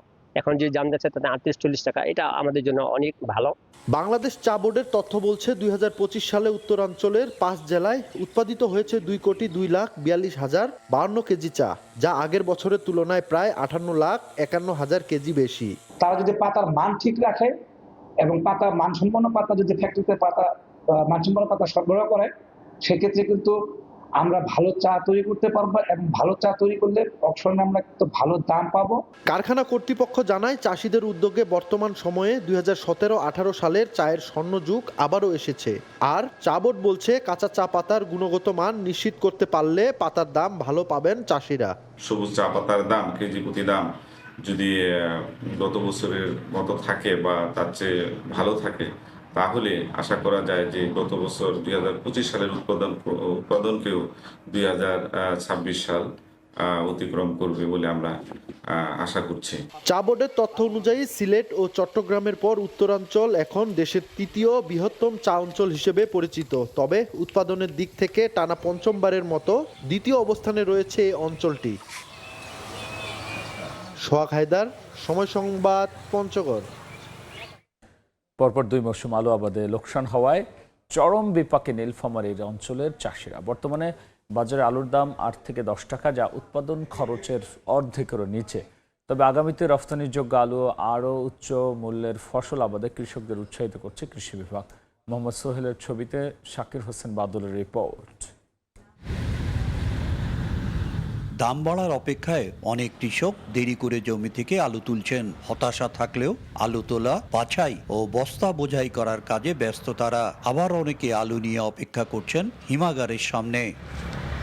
নীলফামারীতে প্রতি বছরের ন্যায় এবারও লক্ষ্যমাত্রার চেয়ে অতিরিক্ত 400 হেক্টর জমিতে আলু আবাদ হয়েছে।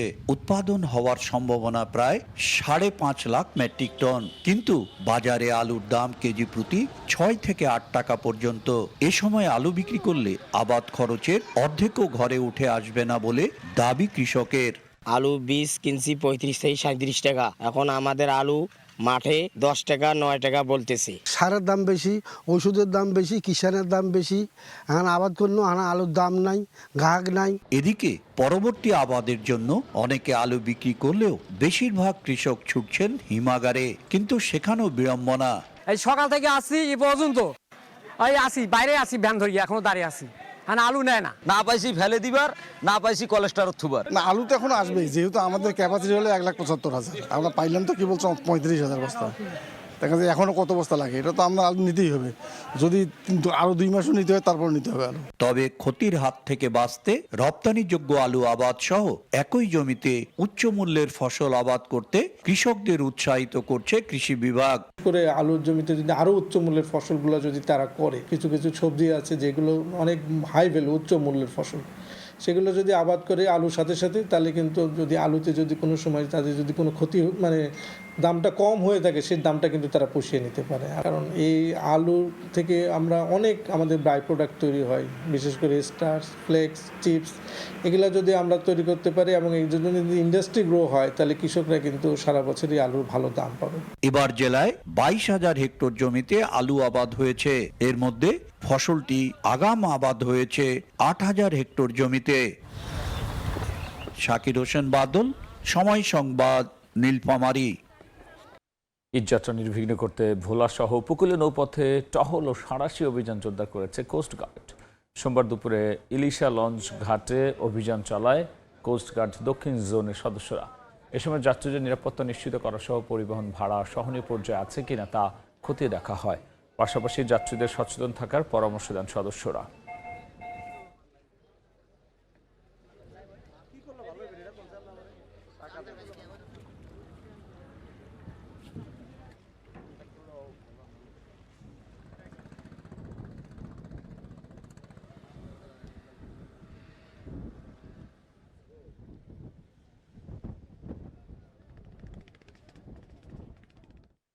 এবার ঈদযাত্রার খবর।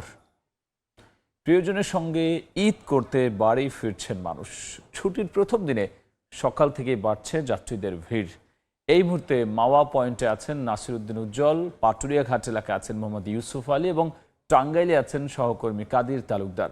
সরাসরি শুরুতেই যাচ্ছি নাসিরউদ্দিন উজ্জ্বলের কাছে।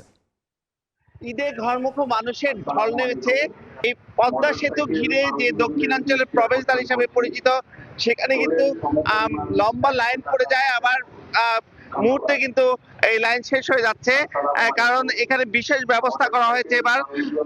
সাধারণত এখানে 8টি যে লেন আছে সেই লেন টোল পরিশোধ করে যানবাহনগুলো পদ্মা সেতু অতিক্রম করছে, কিন্তু মোটর বাইকের জন্য আরো 3টি লেন বাড়িয়ে দেওয়া হয়েছে এবং সে কারণে কিন্তু দ্রুত মোটর বাইকগুলো পার হতে পারছে। এবং এই পর্যন্ত যে গেল রাত 12টার পর থেকে কিন্তু 10,000 যান পার হয়ে গিয়েছে এর মধ্যে, আর গেল কাল কিন্তু 28,000 যান পার হয়েছে।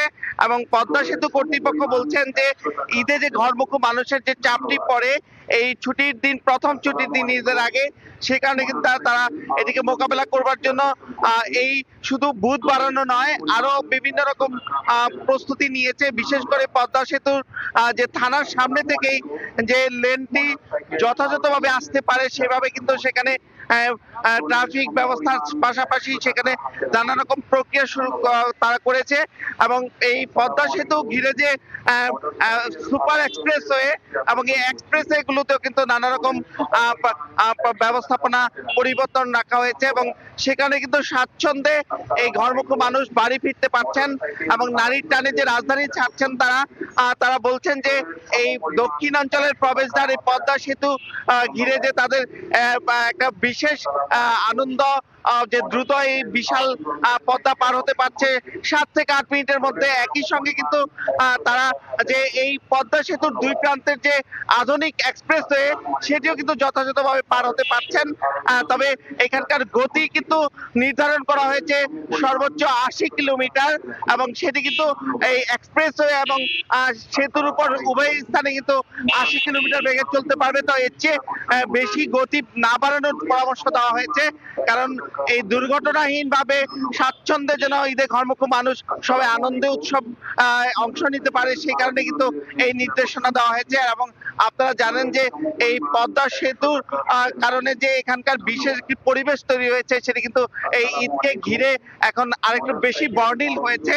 এবং এখানে যে এই পদ্মা সেতু চালু হওয়ার আগের যে স্মৃতি, সেগুলো কিন্তু অনেকে স্মরণ করছেন, যে ঘন্টার পর ঘন্টা, দিনের পর দিন যে দীর্ঘ লাইনে বিড়ম্বনায় কয়েক ঘন্টা সময় পার করে যেতে, ফেরি পার হতে হতো, লঞ্চে করে ঝুঁকি নিয়ে তাদের গন্তব্যে যেতে হতো, স্পিড বোট গুলোতে অতিরিক্ত অর্থ আদায় করা হতো।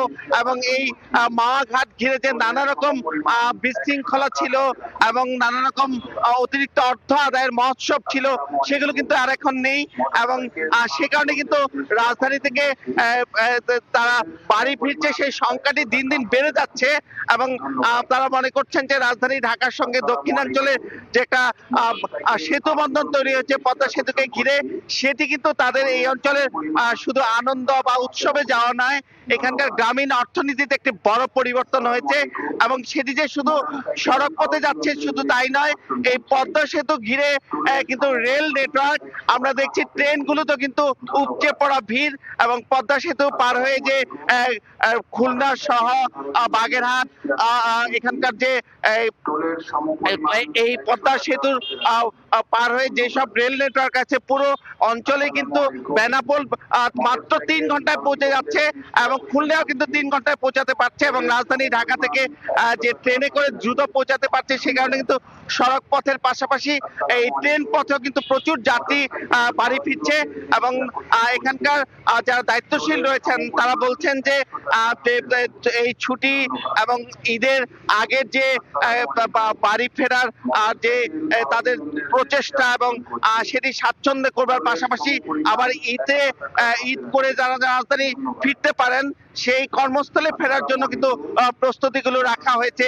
এবং এখানকার যে ট্রাফিক ব্যবস্থা জোরদারের পাশাপাশি বিভিন্ন স্থানে কিন্তু এই যাত্রীদের সেবা দেওয়ার জন্য স্বাস্থ্য কর্মীদেরকে রাখা হয়েছে। এবং এখানকার যে অন্যান্য যেসব পরিবেশগুলো রয়েছে, আপনারা জানেন যে এই ফাল্গুনের ভোর অনেকটা শীতল ভোর, এই শীতল ভোরে কিন্তু সেহরি খেয়ে তারা যে দলে দলে ছুটছে এবং সেহরি খেয়ে যে এখানে সেই ভিড়টি পড়েছে, তারা বলছেন যে এই পরিবেশটা কিন্তু একেবারেই প্রতি ঈদের আগের পরিবেশের মতোই, কিন্তু অন্যান্যবার যে লম্বা জটলা তৈরি হয় এই সেতু যে টোল প্লাজা ঘিরে, সেই জটলাটি কিন্তু এবার তারা করতে দেননি।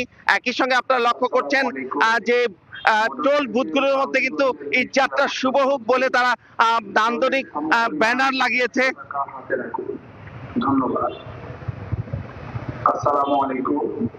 এবং এই যে পদ্মা সেতুর টোল প্লাজায় আপনারা দেখছেন যে সারি সারি যানবাহন পারাপার হচ্ছে এবং একেবারে চলন্ত অবস্থায়, কোনো ধীর গতি নেই, দ্রুত কিন্তু পার হয়ে যেতে পারছে।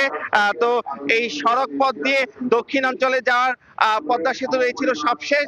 আমরা চলে যাব পাটুরিয়ায়, যে এখনো যে সেখানে ফেরি চলাচল করছে সেই খবর জানাবেন সহকর্মী ইসুফ আলী।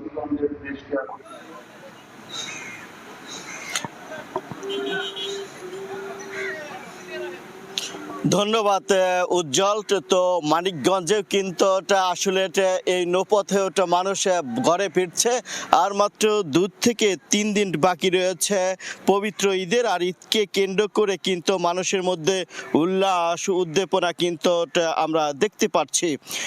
স্বস্তির ঈদ যাত্রা এটা সকাল থেকে এটা মোটরসাইকেল ও ছোট যানবাহনের চাপে এখন পর্যন্ত আমরা কিন্তু লক্ষ্য করছি ঘাট এলাকাতে। আমরা যাত্রীদের সাথে কথা বলেছি, যাত্রীরা বলছেন ঈদ যাত্রা খুবই স্বস্তি হচ্ছে। সকালের মৃদু মৃদু মেঘলা আকাশ, হালকা বাতাসে নৌপথে প্রথে খুবই আরামদায়ক এবং স্বস্তি নিয়ে মানুষ কিন্তু ঘরে ফিরছে। পাটুরিয়া, দৌলতদিয়া ও আরিচা কাজিরহাট নৌরুটে ঈদ যত ঘনিয়ে আসছে ততই ব্যস্ততা বাড়ছে ঘাটগুলোর। ভাঙ্গন শিকার ঘাটগুলো ও নদীর পানির স্রোত নিতে চলে যাওয়ায় পল্টন থেকে গাড়ি ওঠানামায় বেগ পেতে হচ্ছে। এখনও বেশ বেগ পেতে হচ্ছে যানবাহনের। বিআইডব্লিউটিসি ও টিএ কর্তৃপক্ষের সাথে আমরা কথা বলেছি। ঘাট কর্তৃপক্ষ আমাদেরকে জানিয়েছে 33টি লঞ্চ, 22টি ফেরি ও 67টি স্পিডবোট আসলে পাটুরিয়া, দৌলতদিয়া ও আরিচা কাজিরহাট নৌরুট দিয়ে নৌরুটে নিয়োজিত রেখেছে। আসলে পানির স্রোত নিচে নামে যাওয়ায় এইটে পল্টনগুলো এবং তার উঠানামার জায়গাগুলো বেশ নিচু হয়ে যাওয়ায় এবং ঢালুর সংখ্যা বেশি হয়ে যাওয়ায় কিন্তু যানবাহনের চালকরা খুবই এখানে কষ্ট করছে। তারপরেও বলা যায় এই যে সকালের দিকের যে আবহাওয়াটা, ওয়েদারটা সব কিছু মিলিয়েই কিন্তু যারা এখন পর্যন্ত ঢাকা-আরিচা মহাসড়ক থেকে এখানে আসছে তারা কি বলছে, একদম সকালের যাত্রাটা স্বস্তি এবং আরামদায়ক হচ্ছে। অন্যদিকে আমরা দেখেছি ঢাকা-আরিচা মহাসড়কের মানিকগঞ্জের অংশটুকু একদম নিরিবিলি থাকায় তারাও কিন্তু একদম খুব সুন্দরভাবে ঘাটে এসে পৌঁছাচ্ছে। ঘাট কর্তৃপক্ষ থেকে শুরু করে এখানে যারা পুলিশ প্রশাসন রয়েছে তাদের সাথে আমরা কথা বলেছি। বিশেষ করে জেলা পুলিশের যে শীর্ষ কর্মকর্তা রয়েছে তিনি আমাদেরকে জানিয়েছে যে এখানে যে কোনো অনিয়ম রক্ষায় কিন্তু তারা সাদা পোশাকের পাশাপাশি এবং পোশাকধারী পুলিশ কিন্তু নিয়োজিত রেখেছেন। এবং সেই সাথে জেলা প্রশাসন যিনি রয়েছেন তার সাথে আমি কথা বলেছি। তিনি আমাকে জানিয়েছে যে এই যে যারা মলম পার্টি, গামছা পার্টি বা যে কোনো অনিয়ম রক্ষার্থে তারা কিন্তু এখানে ভ্রাম্যমাণ আদালত নিয়োজিত রেখেছে এবং ছদ্মবেশেও কিন্তু ম্যাজিস্ট্রেট এখানে কাজ করছে বলে আমাদেরকে তিনি জানিয়েছেন। এছাড়াও কিন্তু এই ঘাট এলাকাতে, আরিচা ঘাট এলাকাতেও কিন্তু একই অবস্থা আমরা লক্ষ্য করছি। তবে সময় বাড়ার সাথে সাথে যাত্রী এবং যানবাহনের সংখ্যা ধীরে ধীরে বাড়ছে। নদীতে যে স্রোত কম থাকায় এখানে যারা মাস্টার, সুগান্ট এবং যারা নিয়োজিত আছে ফেরির সাথে তারা কিন্তু বলছে এটা আরামদায়কভাবে, এটা আনন্দের সাথে উল্লাস নিয়ে তারা কিন্তু মানুষকে একটু ঘরে ফেরানোর জন্য চেষ্টা করছে।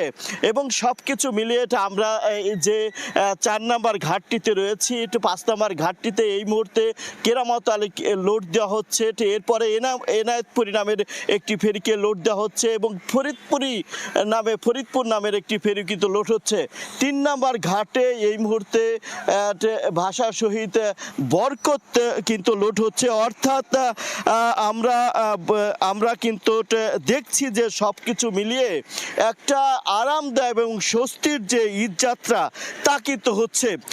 আমি কথা বলেছিলাম আসলে প্রতিমন্ত্রীর সাথে, রাকিব সাহেবের সাথে, তিনি আমাদেরকে জানিয়েছে যে নৌপথের যাত্রা, প্রতিমন্ত্রী তিনি বলছে নৌপথের যাত্রাকে স্বস্তি করার জন্য তিনি কিন্তু কাজ করছেন এবং কি তিনি বলছেন যে যারা কোনো অভিযোগ করলে সাথে সাথে কিন্তু তার মন্ত্রণালয়কে জানালে কিন্তু সাথে সাথে তিনি ব্যবস্থা গ্রহণ করবেন। অর্থাৎ সরকার থেকে শুরু করে একদম তৃণমূল পর্যায় পর্যন্ত যে ব্যবস্থাপনাটা সব কিছু মিলিয়ে এখনো বলা যায় সরকারের যে স্বস্তির ঈদযাত্রার কথা বলছে এখন পর্যন্ত সেটা কিন্তু স্বস্তি রয়েছে। পাটুরিয়া, দৌলতদিয়া, আরিচা, কাজিরহাট নোরটের এবং কি ধাওয়াপাড়া, নাজিরগঞ্জের রোড রয়েছে, অর্থাৎ দেশের যে বৃহত্তম ব্যস্ততম যে নোরটগুলো রয়েছে এখন পর্যন্ত সেটা স্বস্তিতে তারা ঘরে ফিরছে। আশা করা যাচ্ছে যে যারা ঢাকা থেকে এখন পর্যন্ত আসছে বা আসার জন্য মনস্থর করেছেন তাদেরকে একটি সুন্দর ব্যবস্থাপনায় এইটা নোরট পার হওয়ার জন্য জেলা প্রশাসন, পুলিশ প্রশাসন, স্থানীয় প্রশাসন কিন্তু কাজ করছে। আমরা কথা বলেছিলাম যাত্রীদের সাথে, যাত্রীরা বলছেন যে ব্যবস্থাপনা থেকে শুরু করে ঘাটের যেহেতু ভাঙ্গনের শিকার আছে সেক্ষেত্রে ঘাটের কিছু সমস্যা ছাড়া আর কোনো সমস্যার কথা তারা আসলে অভিযোগ করছেন না।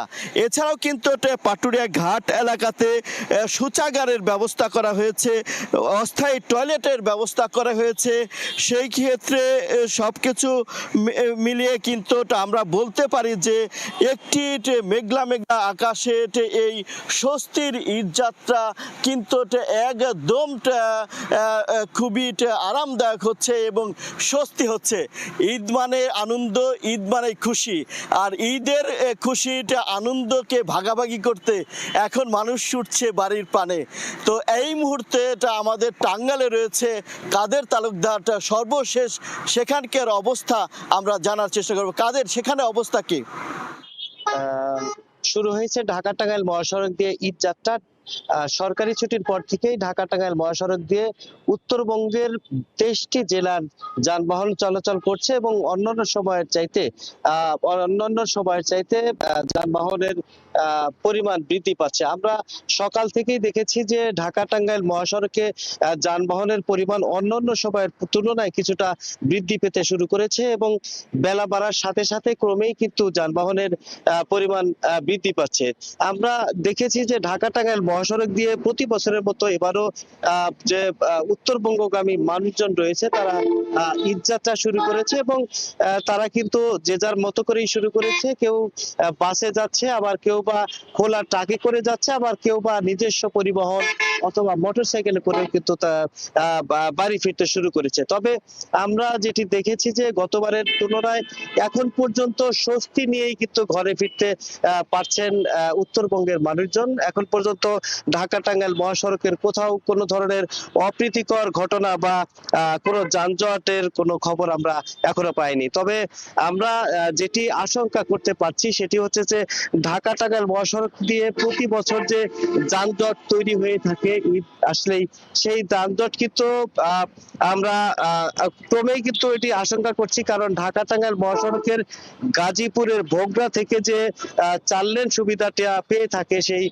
4 লেনটি ভোগড়া থেকে টাঙ্গাইলের এলাঙ্গা পর্যন্ত এসে 4 লেনের সুবিধা পায়। এরপর থেকেই যে এলাঙ্গা থেকে যমুনা সেতু পর্যন্ত যে দীর্ঘ 13 কিলোমিটার রাস্তাটি রয়েছে সেই রাস্তাটি এখন পর্যন্ত চলমান রয়েছে 4 লেনের কাজ, যেই কারণে আসলে অন্যদিকে আবার এলাঙ্গার যে জায়গাটি রয়েছে যেখানে ঢাকা টাঙ্গাইল মহাসড়কের কাজ সমাপ্ত, প্রথম অংশের যে কাজটি সমাপ্ত হয়েছিল সেখান থেকে আবার নতুন করে কাজ শুরু হয়েছে। অন্যদিকে এলাঙ্গাতে একটি ফ্লাইওভারের নির্মাণ কাজ চলছে, বিশাল একটি জায়গা, সড়কের জায়গা দখল করে নিয়েছে, যেই কারণে আসলে আমরা আশঙ্কা করছি যে যানবাহনের চাপ যত বৃদ্ধি পাবে এবং ঈদের সময় যতই ঘনিয়ে আসবে ততটাই কিন্তু এই যে যানজটের পরিমাণ এবং দুর্ঘটনার পরিমাণ কিন্তু আশঙ্কা করতে পারছে এবং সম্ভাবনাও দেখা দিয়েছে। তবে আমরা কথা বলেছিলাম মহাসড়কের যে 4 লেন প্রকল্পের যে ম্যানেজার রয়েছে, প্রকল্প ম্যানেজার, সেই ম্যানেজারের সাথে আমরা কথা বলেছি। তিনি আমাদেরকে জানিয়েছেন যে আসলে ঢাকা টাঙ্গাইল মহাসড়কের যে প্রতি বছরের যে যানজটের যে চিত্র, সেই যানজটের চিত্র এবার একটু ব্যতিক্রম তারা তৈরি করতে পারবেন। তারা বলছেন যে মহাসড়কের এলেঙ্গাতে যে ফ্লাইওভারটি নির্মাণ হচ্ছে, সেই নির্মাণ কাজ যদিও একটি বিশাল জায়গা নিয়ে তৈরি করা হয়েছে, এরপরেও তারা চেষ্টা করেছে যে ঈদ উপলক্ষে তারা এই মহাসড়কের যে জায়গাটি দখল হয়েছে তার সমপরিমাণ জায়গা সংস্কার করে যান চলাচল সুবিধা করার জন্য তারা চেষ্টা করছে। অন্যদিকে যে কারণে তারা ভাবছেন বা তারা মনে করছেন যে চেষ্টা করছেন যে তারা যানজট যাতে না হয় এবং যানজট মুক্ত হয়েই তারা আসলে উত্তরবঙ্গের যে যাত্রী সাধারণ রয়েছে, ঈদে ঘরমুখ মানুষ রয়েছে, তারা যানজটহীন ভাবেই স্বস্তিতে তারা ঈদ উদযাপন করতে বাড়ি ফিরতে পারবেন।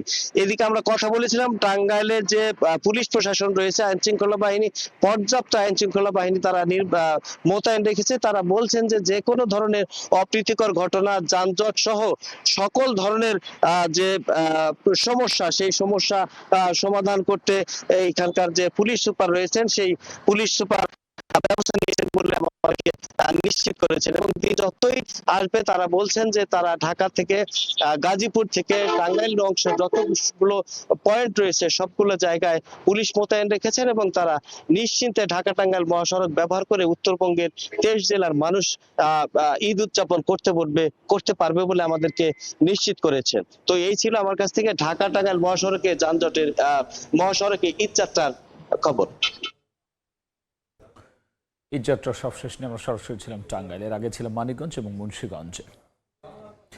রংপুরে জমজমাট ঈদ বাজার, ক্রেতা বিক্রেতার হাত ডাকে সকাল থেকে রাত পর্যন্ত বেচাকেনা চলছে বিপণী বিতানগুলোতে। তবে দাম নিয়ে ক্রেতাদের রয়েছে মিশ্র প্রতিক্রিয়া। অন্যদিকে ঈদ সামনে রেখে প্রস্তুত বিনোদন কেন্দ্রগুলো। তারিকুল ইসলামের ছবিতে রেদওয়ান হিমেলের রিপোর্ট। কদিন পরে ঈদ, তাই শপিং মল সহ বিভিন্ন দোকানে ছুটছেন ক্রেতারা। শেষ মুহূর্তের কেনাকাটায় ব্যস্ত সবাই। পছন্দের রং ও ডিজাইনের পোশাক কিনতে ক্রেতাদের পদচারণায় মুখর রংপুরের ফুটপাত থেকে শুরু করে অভিজাত বিপণী বিতানগুলো। তবে দাম নিয়ে রয়েছে মিশ্র প্রতিক্রিয়া, যদিও ব্যবসায়ীরা বলছেন বিক্রি আশাব্যঞ্জক। সাধারণত সুপার মার্কেট বা বড় বড় শপিং মলের থেকে এখানে খুব অল্প দামে জিনিস পাওয়া যায়। এজন্যই সাধারণ আমরা নিম্নবিত্ত বা মধ্যবিত্ত লোকেরা ম্যাক্সিমাম সময় এই ধরনের দোকান থেকেই কিনি। বড় বড় মার্কেটে গেলে প্রচণ্ড দাম বেশি চায়, যেমন মনে করেন 500 টাকার জিনিস 2500 টাকা চা বসে থাকে, আর এই ধরনের ছোট দোকানে সাশ্রয় মূল্য পাওয়া যায়। কটন কাপড় মোটামুটি ভালো চুজ করতেছি, আবার সিল্কও পছন্দ হইতেছে, দেখতেছি সব মিলাই সাধ্যের মধ্যেই সব পাওয়া যাচ্ছে। চলমান বৈশ্বিক সংকট সব মিলিয়ে ব্যবসায়ীরা কিছুটা বিপাকে, তারপরেও আলহামদুলিল্লাহ বলতে হবে যে ব্যবসা তুলনামূলকভাবে যেই টার্গেট, সেই টার্গেটটা ফিল আপ না হলেও ব্যবসা হচ্ছে। এদিকে ঈদ সামনে রেখে ব্যাপক প্রস্তুতি নিচ্ছে রংপুরের বিনোদন কেন্দ্রগুলো। চিড়িয়াখানা, ভিন্ন জগৎ সহ বেশিরভাগ পিকনিক স্পট ফুটিয়ে তোলা হচ্ছে নান্দনিক রূপে। বিনোদন কেন্দ্রগুলোর পাশাপাশি নতুন সিনেমা নিয়ে প্রস্তুত সিনেমা হলগুলো। আশা করছি তো ঈদে প্রতিবারের মতন এবারও ঈদে বাম্পার ব্যবসা হবে, এই আশায় নিয়ে আছি। ঈদ উৎসবকে কেন্দ্র করে অপ্রীতিকর পরিস্থিতি এড়াতে বাড়তি নিরাপত্তার ব্যবস্থা নিয়েছে পুলিশ প্রশাসন। রেদওয়ান হিমেল, সময় সংবাদ, রংপুর। ইরান সংকট নিয়ে ট্রাম্পের আগ্রাসী কূটনীতির মধ্যেই নেটো এবং ইউরোপীয় মিত্ররা দ্বিধাগ্রস্ত। হরমুজ প্রণালী খোলার লক্ষ্যে ট্রাম্পের প্রস্তাবিত পদক্ষেপগুলো নিয়ে বিরাজ করছে উদ্বেগ। জটিল সামরিক পরিস্থিতি এবং সম্ভাব্য আইনগত ও কৌশলগত ঝুঁকি মিত্র দেশগুলোর দ্রুত পদক্ষেপকে আরও কঠিন করে তুলেছে। হরমুজ প্রণালী বন্ধ থাকলে ন্যাটোর ভবিষ্যতের জন্য খুব খারাপ হবে বলে হুঁশিয়ারি দিয়েছেন মার্কিন প্রেসিডেন্ট ডোনাল্ড ট্রাম্প। ন্যাটোর মিত্র দেশগুলো এই মতকে সমর্থন না করে জার্মানি জানিয়েছে এটি তাদের যুদ্ধ নয়, ইউরোপীয় নৌবাহিনী সীমিত সক্ষমতার কারণে সরাসরি অংশগ্রহণ করতে চায় না। যুক্তরাজ্য ও অন্যান্য মিত্ররা এখনও সঠিক কৌশল ও আইনি নিশ্চয়তা চাইছে। ব্রিটিশ প্রধানমন্ত্রী কিয়ার স্টারমার বলেন, সম্ভাব্য সমাধানের জন্য যত বেশি অংশীদার সম্ভব যুক্ত করা প্রয়োজন, কিন্তু কার্যকর পরিকল্পনা এখনও তৈরি হয়নি। পুরনো মাইন সুইপিং প্রযুক্তি হঠাৎ কার্যকর নয় এবং নতুন ড্রোন প্রযুক্তি পরীক্ষার মধ্যেই রয়েছে। বিশ্লেষকরা বলছেন মিত্র দেশগুলো দ্বিধাগ্রস্ত থাকলেও হরমুজ প্রণালী খোলা রাখা জরুরি। ইউরোপীয় দেশগুলো নতুন নৌ অভিযান বা সরাসরি সামরিক পদক্ষেপে আগ্রহী নয়। পরিস্থিতি জানান দিচ্ছে বৈশ্বিক অর্থনীতি ও আন্তর্জাতিক নিরাপত্তার জন্য দ্রুত সমাধান প্রয়োজন। নাদিম মারজান, সময় সংবাদ। পাকিস্তানের হামলা আফগানিস্তানে 3 শিশু ও 1 নারী সহ 4 জন নিহত হয়েছেন। খোস্ত প্রদেশের বিভিন্ন এলাকায় সীমান্তে গোলাবর্ষণ এবং বেসামরিক নাগরিকদের আক্রমণের ঘটনায় ফের উত্তেজনা ছড়িয়ে পড়েছে। এই সময় নিরাপত্তা শঙ্কা ও মানুষের ত্রাণ সংকট বৃদ্ধি পাওয়ায় আন্তর্জাতিক সাহায্য তৎপরতা শুরু হয়েছে। চলতি বছরের ফেব্রুয়ারি মাস থেকে আফগানিস্তান পাকিস্তান সীমান্তে উত্তেজনা বেড়েই চলেছে। পাকিস্তানি হামলা ও পাল্টা কার্যক্রমে নাগরিক প্রাণহানি, ত্রাণ সংকট ও মধ্য এশিয়ার জন্য বাণিজ্য ও নিরাপত্তা বিপদের ঝুঁকি তৈরি হয়েছে। এরই মধ্যে চলছে একের পর এক হামলা। আফগান কর্মকর্তাদের তথ্য অনুযায়ী পাকিস্তানি বাহিনী খোস্ত প্রদেশের গুরবুজ জেলার নারী গ্রামে মর্টার শেল ছুঁড়ে নারী ও শিশুকে হত্যা করেছে। এছাড়া আফগান ডুবাই এলাকায় গোলাবর্ষণে আরও শিশুর মৃত্যু হয়েছে। ঘটনায় আফগান সরকারের মুখপাত্র জবিউল্লাহ মুজাহিদ নিন্দা জানিয়ে এটিকে মানবতা বিরোধী অপরাধ হিসেবে উল্লেখ করেছেন। আফগান সরকারের অন্য একটি প্রতিবেদনে বলা হয়েছে, পাকিস্তানি হামলায় কাবুলের একটি মাদক পুনর্বাসন হাসপাতালও লক্ষ্যবস্তুতে পরিণত হয়, যেখানে রোগী ও কর্মীরা হতাহত হয়েছেন। নিরাপত্তা শঙ্কা ও সংঘাতের কারণে সম্প্রতি অন্তত 18 জন নাগরিক প্রাণ হারিয়েছেন। বিশ্ব খাদ্য কর্মসূচি WFP অবিলম্বে 20,000 পরিবারকে খাদ্য সহায়তা দিতে উদ্যোগ নিয়েছে। চীনের মধ্যস্থতায় দুই দেশের মধ্যে চলছে বৈঠক। বিশেষ দূত ইউয়ে শিয়াওং সীমান্ত উত্তেজনা কমাতে এবং যুদ্ধবিরতি বাস্তবায়নের আহ্বান জানিয়েছেন। পাকিস্তান অভিযোগ করছে আফগানিস্তান পাকিস্তান তালেবানদের আশ্রয় দিচ্ছে, যা আফগান তালেবান কর্তৃপক্ষ অস্বীকার করেছে। মধ্য এশিয়ার দেশগুলোর জন্য সীমান্ত উত্তেজনা নতুন নিরাপত্তা ও অর্থনৈতিক চ্যালেঞ্জ সৃষ্টি করছে। আফগানিস্তান থেকে দক্ষিণ এশিয়া পর্যন্ত বাণিজ্য করিডোরের স্থিতিশীলতা বিঘ্নিত হচ্ছে। উজবেকিস্তান, আফগানিস্তান পাকিস্তান রেল প্রকল্প সহ অন্যান্য সংযোগমূলক উদ্যোগও এই সংঘাতের কারণে অনিশ্চিত। সীমান্তে নিরাপত্তা, মানব পাচার, মাদক ও সশস্ত্র অপরাধের সম্ভাব্য বৃদ্ধি মধ্য এশিয়ার জন্য বহুমাত্রিক নিরাপত্তা হুমকি তৈরি করছে বলে মনে করছেন বিশ্লেষকরা। নাদিম মারজান, সময় সংবাদ। মিয়ানমারের সামরিক অভ্যুত্থানের 5 বছর পর আবার বসেছে পার্লামেন্ট। এরই মধ্যে উত্তরের শান রাজ্যে বিদ্রোহী দলগুলো একে অপরের সঙ্গে সংঘর্ষে লিপ্ত। একই সময় দক্ষিণের থানেরচৌয়ে সেনাবাহিনী গ্রাম ত্যাগ করার সময় 7 জন নাগরিককে করেছে হত্যা। নির্বাচনে বড় বিরোধী দলগুলো অংশগ্রহণ করতে না পারায় ভোট প্রক্রিয়াকে অনেকেই নকল নির্বাচন হিসেবে উল্লেখ করেছেন। মিয়ানমারের উত্তর শান রাজ্যের কুতকাই শহরে সাবেক বিদ্রোহী গোষ্ঠী MDNAA এবং TNLA এর মধ্যে তীব্র সংঘর্ষের খবর পাওয়া গেছে। 2023-25 সালের সামরিক অভিযান চলাকালীন একই দলে থাকা এই বাহিনী এখন একে অপরের বিরুদ্ধে লড়ছে। স্থানীয় সূত্র জানায়, শহর দখলের পর MDNAA স্থানীয় প্রশাসন ও বাণিজ্য পথের নিয়ন্ত্রণ নিয়েছে। দক্ষিণ মিয়ানমারের থানেরচৌয়ে সেনাবাহিনী দখল করা একটি গ্রাম পুলিশ স্টেশন ছাড়ার সময় গ্রামে প্রবেশ করে কয়েকজন সাধারণ নাগরিককে হত্যা করে। স্থানীয় কর্মকর্তা ও প্রত্যক্ষদর্শীদের তথ্য অনুযায়ী নিহতদের মধ্যে নারী ও শিশুরাও রয়েছে। এদিকে 5 বছরের বিরতির পর পুনরায় বসেছে নতুন পার্লামেন্ট। সাবেক সেনা ও জান্তা সহযোগীরা গুরুত্বপূর্ণ পদে বসেছেন। নিম্নকক্ষে স্পিকার হিসেবে নির্বাচিত হয়েছেন কিন ই, যিনি সাবেক জেনারেল ও পুলিশ প্রধান। সামরিক বাহিনী এখনও সংসদের 25% আসন দখল করে রেখেছে এবং একটি সুপার বডি প্রতিষ্ঠার মাধ্যমে senior general Min Hong Hlaing রাজনৈতিক ও সামরিক নিয়ন্ত্রণ ধরে রেখেছেন। সাম্প্রতিক নির্বাচনে বড় বিরোধী দলগুলো অংশগ্রহণ করতে পারেনি, তাই ভোট প্রক্রিয়াকে অনেকেই নকল নির্বাচন হিসেবে উল্লেখ করেছেন। আন্তর্জাতিক মানবাধিকার গোষ্ঠী ও আসিয়ান নির্বাচনের ফলাফলকে স্বীকৃতি দেয়নি। এর মধ্যেই সারা দেশে সশস্ত্র সংঘাত ও মানবিক সংকট অব্যাহত রয়েছে, যেখানে বহু এলাকা সামরিক প্রশাসনের নিয়ন্ত্রণের বাইরে। নাদিম মারজান, সময় সংবাদ। ভোটের তারিখ ঘোষণার 24 ঘন্টার মধ্যে পশ্চিমবঙ্গে শুরু হয়েছে নির্বাচনী তৎপরতা। বিরোধী দলগুলো দ্রুত প্রার্থী তালিকা প্রকাশে নেমেছে আর রাজনৈতিক প্রচারে মাঠে নেমেছে শাসক দল তৃণমূল কংগ্রেস। ভারতীয় নির্বাচন কমিশন 15 মার্চ আসাম, কেরালা, তামিলনাড়ু, পশ্চিমবঙ্গ ও পুদুচেরির বিধানসভা নির্বাচনের সূচি ঘোষণা করেছে। তবে আইন শৃঙ্খলার বিষয় বিবেচনায় পশ্চিমবঙ্গে ভোট হবে 2 দফায়। সুব্রত আচার্যের রিপোর্ট। পশ্চিমবঙ্গের নির্বাচনী লড়াইয়ে তৃণমূল কংগ্রেসের আগেই প্রার্থী তালিকা ঘোষণা করেছে প্রধান বিরোধী দল বিজেপি। একই পথে হেঁটেছে বামপন্থী দল সিপিআইএমও, যদিও কেউ এখনো 294 আসনের পূর্ণাঙ্গ তালিকা প্রকাশ করেনি। বিজেপি প্রথম দফায় 144 আসনে প্রার্থী ঘোষণা করেছে, আর বামেরা দিয়েছে 192 আসনের তালিকা। প্রার্থী তালিকায় বড় চমক এনে দিয়েছে বিজেপি। মুখ্যমন্ত্রী মমতা বন্দ্যোপাধ্যায়ের আসন ভবানীপুরে দলটির প্রার্থী করেছে বিরোধী দলনেতা শুভেন্দু অধিকারীকে। নন্দীগ্রামে মমতাকে হারিয়ে আলোচনায় আসা এই নেতা এবার ভবানীপুরের পাশাপাশি নন্দীগ্রাম থেকেও নির্বাচনে লড়বেন। ভবানীপুর শ্রী শুভেন্দু অধিকারী, রাসবিহারী,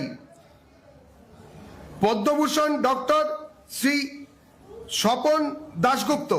2011 সাল থেকে পশ্চিমবঙ্গে ক্ষমতায় রয়েছে তৃণমূল কংগ্রেস। 2021 সালে ক্ষমতা দখলের বড় প্রত্যাশা তৈরি করেও সফল হয়নি বিজেপি। ফলে এবারের নির্বাচনে নিজেদের অবস্থান শক্ত করার লক্ষ্যেই মাঠে নেমেছে দলটি। আমাদের অস্তিত্বের লড়াইয়ের যে বিধানসভার ভোট, বিজেপির তরফ থেকে যে প্রার্থীর নাম বেরিয়েছে তাদের সবাইকে আমি গৈরিক অভিনন্দন জানাই। অন্যদিকে প্রার্থী তালিকা প্রকাশে কিছুটা পিছিয়ে থাকলেও প্রচারণায় নেমেছে তৃণমূল কংগ্রেস। গ্যাস সংকটের ইস্যুতে কেন্দ্রীয় সরকারের বিরুদ্ধে সোমবার মমতা বন্দ্যোপাধ্যায়ের নেতৃত্বে দীর্ঘ পদযাত্রা ও প্রতিবাদ সমাবেশ অনুষ্ঠিত হয় ধর্মতলায়। একবারও ভাবলেন না বিজেপি সরকার নির্বাচনের স্বার্থে হঠাৎ করে গ্যাস সার্ভার বন্ধ করে দিলেন। ভাবছেনটা কি দেশটা কি মগের মুলুক? এদিকে নির্বাচনের তারিখ ঘোষণার কয়েক ঘন্টার মধ্যেই রাজ্য প্রশাসনে বড় রদবদল করেছে নির্বাচন কমিশন। প্রশাসনের নিরপেক্ষতা নিশ্চিত করতে মুখ্য সচিব, স্বরাষ্ট্র সচিব ও কলকাতার পুলিশ কমিশনার সহ অর্ধশতাধিক পদে পরিবর্তন আনা হয়েছে। পশ্চিমবঙ্গে আগামী 23 ও 29 এপ্রিল ভোট, ফল ঘোষণা হবে 4 মে। সুব্রত আচার্য, সময় সংবাদ, কলকাতা। ভোরের সময় আরও থাকছে। নেইমারকে ছাড়াই ফ্রান্স ও ক্রোয়েশিয়ার বিপক্ষে প্রীতি ম্যাচের স্কোয়াড ঘোষণা ব্রাজিলের। ফিট থাকলে বিবেচনা করা হবে বিশ্বকাপ দলে, জানালেন কোচ কার্লো আনচেলোত্তি। দীর্ঘ বিরতির পর আবারও ঢাকা মালে রুটে ফ্লাইট পরিচালনা শুরু করলো মালদ্বীপের জাতীয় বিমান সংস্থা মালদ্বীভিয়ান এয়ারলাইন্স। কর্তৃপক্ষ বলছে দেশটিতে কর্মরত প্রবাসী বাংলাদেশিদের চাহিদার প্রেক্ষিতে এই রুটে পুনরায় ফ্লাইট পরিচালনা করছেন তারা। সাশ্রয়ী মূল্য আর ফ্লাইট শিডিউল সুবিধাজনক হওয়ায় কর্তৃপক্ষকে সাধুবাদ দিচ্ছেন প্রবাসী বাংলাদেশিরা। এতে দ্বিপাক্ষিক সম্পর্ক উন্নয়নের পাশাপাশি দুদেশের জনগণের মধ্যে যোগাযোগ আরও সুদৃঢ় হবে বলে জানাচ্ছে বাংলাদেশ হাই কমিশন। খন্দকার ওমর ফারুকের তথ্য ছবিতে বিস্তারিত। বাংলাদেশের রাজনৈতিক অস্থিরতার কারণে 2024 সালের আগস্ট মাসে স্থগিত করা হয়েছিল ঢাকা মালের আকাশপথে যাতায়াত করা মালদ্বীপের একমাত্র জাতীয় উড়োজাহাজ সংস্থা মালদ্বীভিয়ান এয়ারলাইন্স। তবে দেশটিতে কর্মরত বিপুল সংখ্যক প্রবাসী বাংলাদেশির চাহিদার পরিপ্রেক্ষিতে এয়ারলাইন্সটি দীর্ঘদিনের এই বিরতি কাটিয়ে গত বৃহস্পতিবার রাত থেকে আবারও ঢাকা মালে রুটে ফ্লাইট পরিচালনা করছেন। ঈদ উল ফিতর উপলক্ষে যাত্রী চলাচল বাড়ার এই সময়কে সামনে রেখেই এ সেবা চালু হলো। পর্যটকদের পাশাপাশি দুদেশের নাগরিকদের জন্য দেশে ফেরা সুবিধাজনক হবে বলে জানায় এয়ারলাইন্স কর্তৃপক্ষ। প্রাথমিক অবস্থায় এয়ারলাইন্সটি সপ্তাহে 2 দিন রোববার ও বৃহস্পতিবার ফ্লাইট পরিচালনা করবে। শুরুতে এয়ারলাইন্সটি রিটার্ন ভাড়া নিচ্ছে প্রায় 47,880 টাকা। সাশ্রয়ী মূল্য আর ফ্লাইট শিডিউল সুবিধাজনক হওয়ায় খুশি প্রবাসী বাংলাদেশিরা। মালদ্বীপিয়ান এয়ারলাইন্স এখন বর্তমানে অনেক স্বল্প মূল্যে স্বল্প সময়ে আমাদেরকে মালদ্বীপ থেকে বাংলাদেশে নিয়ে যাওয়া, বাংলাদেশ থেকে বাংলাদেশে নিয়ে যাওয়ার ব্যাপারে অনেক বেশি প্রতিশ্রুতিবদ্ধ। আমরা সত্যি আনন্দিত। এই উদ্যোগটা নেওয়া হয়েছে, এতে আমরা খুশি। এখন আমরা অনেক উপকৃত হলাম। মালদ্বীভিয়ান এয়ারলাইন্সের এমন উদ্যোগ বাংলাদেশ ও মালদ্বীপের জনগণের মধ্যে দীর্ঘস্থায়ী বন্ধুত্ব ও পারস্পরিক সম্পর্ক এবং ব্যবসা বাণিজ্য আরো বৃদ্ধি পাবে বলে মনে করেন প্রবাসী ব্যবসায়ীরা। সবচেয়ে বেশি সুবিধা হবে হচ্ছে যারা বাংলাদেশ থেকে ঘুরতে যায়। আগে যারা প্রত্যেকদিন গেলে দেখা যেত রাতের বেলায় গিয়ে ফ্লাইট ল্যান্ড করছে, একটা দিন তাদের নষ্ট হয়ে যেত, সেটা এখন আর হবে না। এখন মালদ্বীপিয়ান এয়ারলাইন্স চালু করাতে টিকিটের দাম অনেক কমে আসছে এবং আমাদের অনেক সুবিধা হয়েছে। ঢাকা মালের আকাশপথে পুনরায় মালদ্বীভিয়ান এয়ারলাইন্স সচল হওয়ায় বাংলাদেশ ও মালদ্বীপের দ্বিপাক্ষিক সম্পর্কের পাশাপাশি দুদেশের জনগণের মধ্যে যোগাযোগ আরো সুদৃঢ় হবে বলে মত দেশটিতে নিযুক্ত বাংলাদেশ হাই কমিশনের। আমরা আশা করব যে প্রতিযোগিতামূলকভাবে একটি ভাড়াটিও আসলে আরো কম হবে, যাতে করে আমাদের প্রবাসী ভাইয়েরা যারা আছেন তারা উপকৃত হবেন। পবিত্র মাহে রমজান ও ঈদুল ফিতরের ভ্রমণের মৌসুমে এই বিমান পরিষেবা সচল হওয়ায় দেশে ফেরা প্রবাসী বাংলাদেশি ও মালদ্বীপগামী যাত্রীদের যাতায়াত আরও সহজ হবে বলে মত সংশ্লিষ্টদের। সময় সংবাদ, মালদ্বীপ। রাগঢাক না করে নিজের ইচ্ছের কথা প্রকাশ করলেন হাভিয়ের কাবরেরা। বাফুফে চাইলে দেশের ফুটবলের সঙ্গে কাজ করতে চান আরও কিছুদিন। পাশাপাশি স্প্যানিশ কোচ ব্যাখ্যা দিয়েছেন কেন জিকো নেই তার সিঙ্গাপুর ম্যাচের স্কোয়াড। এদিকে এশিয়ান কাপ বাছাইয়ের শেষ ম্যাচ সামনে রেখে ক্যাম্প শুরু করেছে বাংলাদেশ। কঠিন হলেও এই ম্যাচে 3 পয়েন্ট চান অধিনায়ক জামাল ভুঁইয়া। স্ত্রী সন্তান সঙ্গী করে প্রায় 1.5 বছর পর ফুটবল পরিবারে ফেরা বিশ্বনাথ ঘোষের সদস্য হয়েও পরিবারের বাইরে থাকার কষ্টটা এতদিন হাড়ে হাড়ে টের পেয়েছেন এই রাইট ব্যাক। ইনজুরির সঙ্গে লম্বা লড়াই শেষে অবশেষে জাতীয় দলে তার স্বস্তির প্রত্যাবর্তন। বিশ্ব ফিরলেও কাঠখড়ায় অপ্রত্যাশিতভাবে সিঙ্গাপুর ম্যাচের এই ক্যাম্পে নেই দলের 2 ভরসার প্রতীক তপু বর্মন আর রাকিব হোসেন। তাদের জায়গায় সুযোগ হয়েছে কয়েকজন তরুণ ফুটবলারের। তরুণ না হওয়ার অজুহাতে হাবিয়ার ক্যাবরেরার দলে নেই আনিসুর রহমান জিকো। বাংলাদেশ ফুটবলের ভবিষ্যৎ চিন্তা করেই নাকি শ্রাবণকে দেয়া হয়েছে প্রাধান্য। শ্রাবণ খুবই প্রতিভাবান একজন গোলকিপার। বাংলাদেশ ফুটবলের ভবিষ্যৎ চিন্তা করেই আমি তাকে দলে রেখেছি। আমি বলবো না যে জিকো জাতীয় দলে ফেরার প্রত্যাশা করে না, সে পারফর্ম করছে, কিন্তু আমাকে আসলে একটা সিদ্ধান্তে আসতে হয়েছে। দেশের ফুটবলের ভবিষ্যতের পাশাপাশি নিজের ভবিষ্যৎ নিয়েও কনসার্ন কাবরেরা। এপ্রিলে মেয়াদ পূর্ণ করলেও স্প্যানিশ কোচের প্রত্যাশা সম্পর্কটা হতে পারে আরও লম্বা। তার বিশ্বাস শুধু সিঙ্গাপুর ম্যাচ বিবেচনা না করে পুরো জার্নি বিশ্লেষণ করেই সিদ্ধান্ত নেবেন বাফুফে সভাপতি। আসলে একটা ম্যাচের রেজাল্ট বিবেচনায় আপনি কোনো সিদ্ধান্ত নিতে পারেন না। আমি এখানে লম্বা সময় ধরে আছি। প্রেসিডেন্ট জানেন আমি তার দলের জন্য কি করতে পারি এবং দলে আমি কি পরিবর্তন এনেছি। আমার মনে হয় সবকিছু বিবেচনায় নিয়েই চূড়ান্ত সিদ্ধান্ত আসবে। সিঙ্গাপুর ম্যাচের পরই এই বিষয়ে আলোচনা হবে। কোয়ালিফাই বিবেচনায় নিলে এশিয়ান কাপ বাছাইয়ের এই সাইকেলের শেষ ম্যাচটা বাংলাদেশের জন্য কেবলই আনুষ্ঠানিকতার। তবে র্যাঙ্কিংয়ের সমীকরণ থাকায় তা বেশ গুরুত্বপূর্ণ। তার আগে ভিয়েতনামের সঙ্গে আছে কঠিন ম্যাচ, যেটিকে প্রস্তুতির আদর্শ মঞ্চ হিসেবে দেখছেন জামাল। ভালো ম্যাচ খেলতে পারি ভিয়েতনাম সাথে, তাহলে it's gonna be easier for us to play against Singapore. কিন্তু আমার এন্ড গোল হচ্ছে 3 points against Singapore, but of course সবাই চাই 2টা ম্যাচ জিততে। But it's gonna I am 100% sure it's gonna be very difficult against Vietnam, but আমার বিশ্বাস আছে দ্যাট আমরা একটা ভালো রেজাল্ট করতে পারি। প্রাথমিক স্কোয়াডের সবাই ক্যাম্পে যুক্ত হলেও মধ্যপ্রাচ্য পরিস্থিতি বাফুফেকে ভুগিয়েছে প্রবাসী ফুটবলারদের বাংলাদেশে আনতে। সমস্যা তৈরি হলেও এক হামজা ছাড়া স্কোয়াডের সবাইকে নিয়ে প্রথম দিন থেকেই অনুশীলন করাবেন কাবরেরা। হামজার জন্য কোনো রিজন না, কারণ ওখানে ওর খেলা চলতেছিল বললো যে, এবং সে ওখান থেকে ওইটা ওর জন্য মানে আমাদের সুইটেবল হচ্ছিল।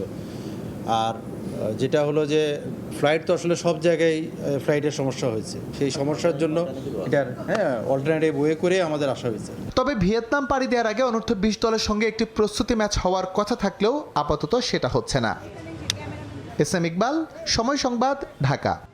ফ্রান্স ও ক্রোয়েশিয়ার বিপক্ষে প্রীতি ম্যাচের জন্য 26 সদস্যের স্কোয়াড ঘোষণা করেছে ব্রাজিল। গুঞ্জন থাকলেও শেষ পর্যন্ত দলের জায়গা হয়নি নেইমার জুনিয়রের। যদিও কোচ কার্লো অ্যানচেলোত্তি বলছেন ফিট থাকলে বিশ্বকাপ দলে বিবেচনা করা হবে সান্তোস ফরওয়ার্ডকে। এছাড়াও দলে ডাক পেয়েছে বেশ কিছু নতুন মুখ।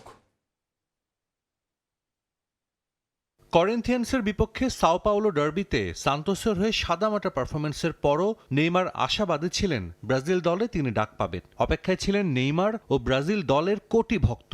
সেই অপেক্ষা আরও দীর্ঘ হলো। সেলেসাও জার্সিতে আপাতত ফেরা হলো না নেইমারের। মার্চ উইন্ডোতে ফ্রান্স ও ক্রোয়েশিয়ার বিপক্ষে 2টি প্রীতি ম্যাচ খেলবে ব্রাজিল। এই ম্যাচ 2টি দিয়েই নিজের বিশ্বকাপ দল গুছিয়ে ফেলবেন কার্লো অ্যানচেলোত্তি। বিশ্বকাপ স্কোয়াডে জায়গা পেতে তাই গুরুত্বপূর্ণ ছিল এই 2 ম্যাচ খেলা। কিন্তু নেইমারকে ছাড়াই 26 সদস্যের স্কোয়াড ঘোষণা করেছেন ইতালিয়ান কোচ। অবশ্য অ্যানচেলোত্তি এটাও জানিয়েছেন এখনও নেইমারের সুযোগ আছে বিশ্বকাপ দলে জায়গা পাওয়ার। সাবেক বার্সা তারকার স্কিল নিয়ে কোনো সন্দেহ নেই কোচের। বিশ্বকাপ স্কোয়াডে থাকার একটাই শর্ত দিয়েছেন কোচ, সেটা হলো 100% ফিট থাকা। ইনজুরি থেকে নেইমার ফিরেছেন, ম্যাচও খেলেছেন, কিন্তু সেরা ফিটনেস বা ছন্দ এখনও ফিরে পাননি ব্রাজিলের ইতিহাসের সর্বোচ্চ গোলদাতা।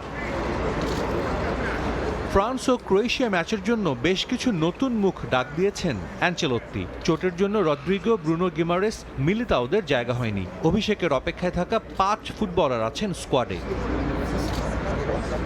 গোল পোস্টে 3 পুরনো মুখ অ্যালিসন, বেন্তো ও এডারসন। রক্ষণে কোনো পরীক্ষা নয়, অ্যানচেলোত্তি আস্থা রেখেছেন মার্কুইনোস, দানিলো, গ্যাব্রিয়েল মাগালেসদের ওপরই।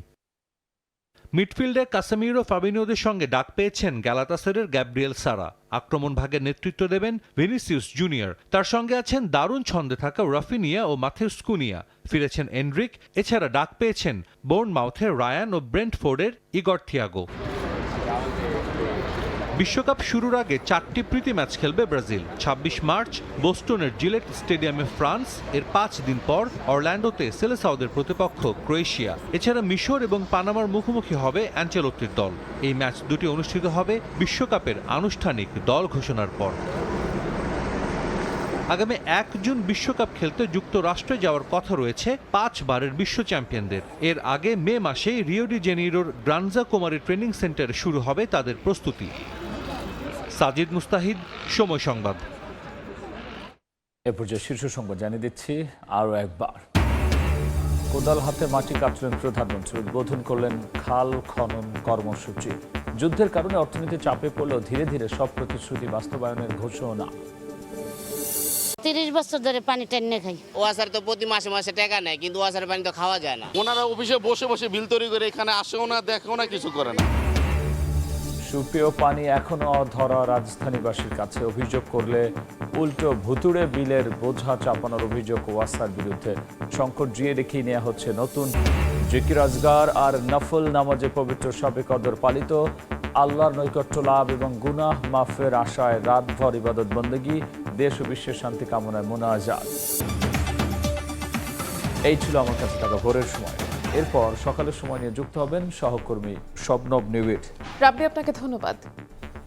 সকালের সময় নিয়ে আসছে কিছুক্ষণ পরে, সঙ্গেই থাকুন সময়ের।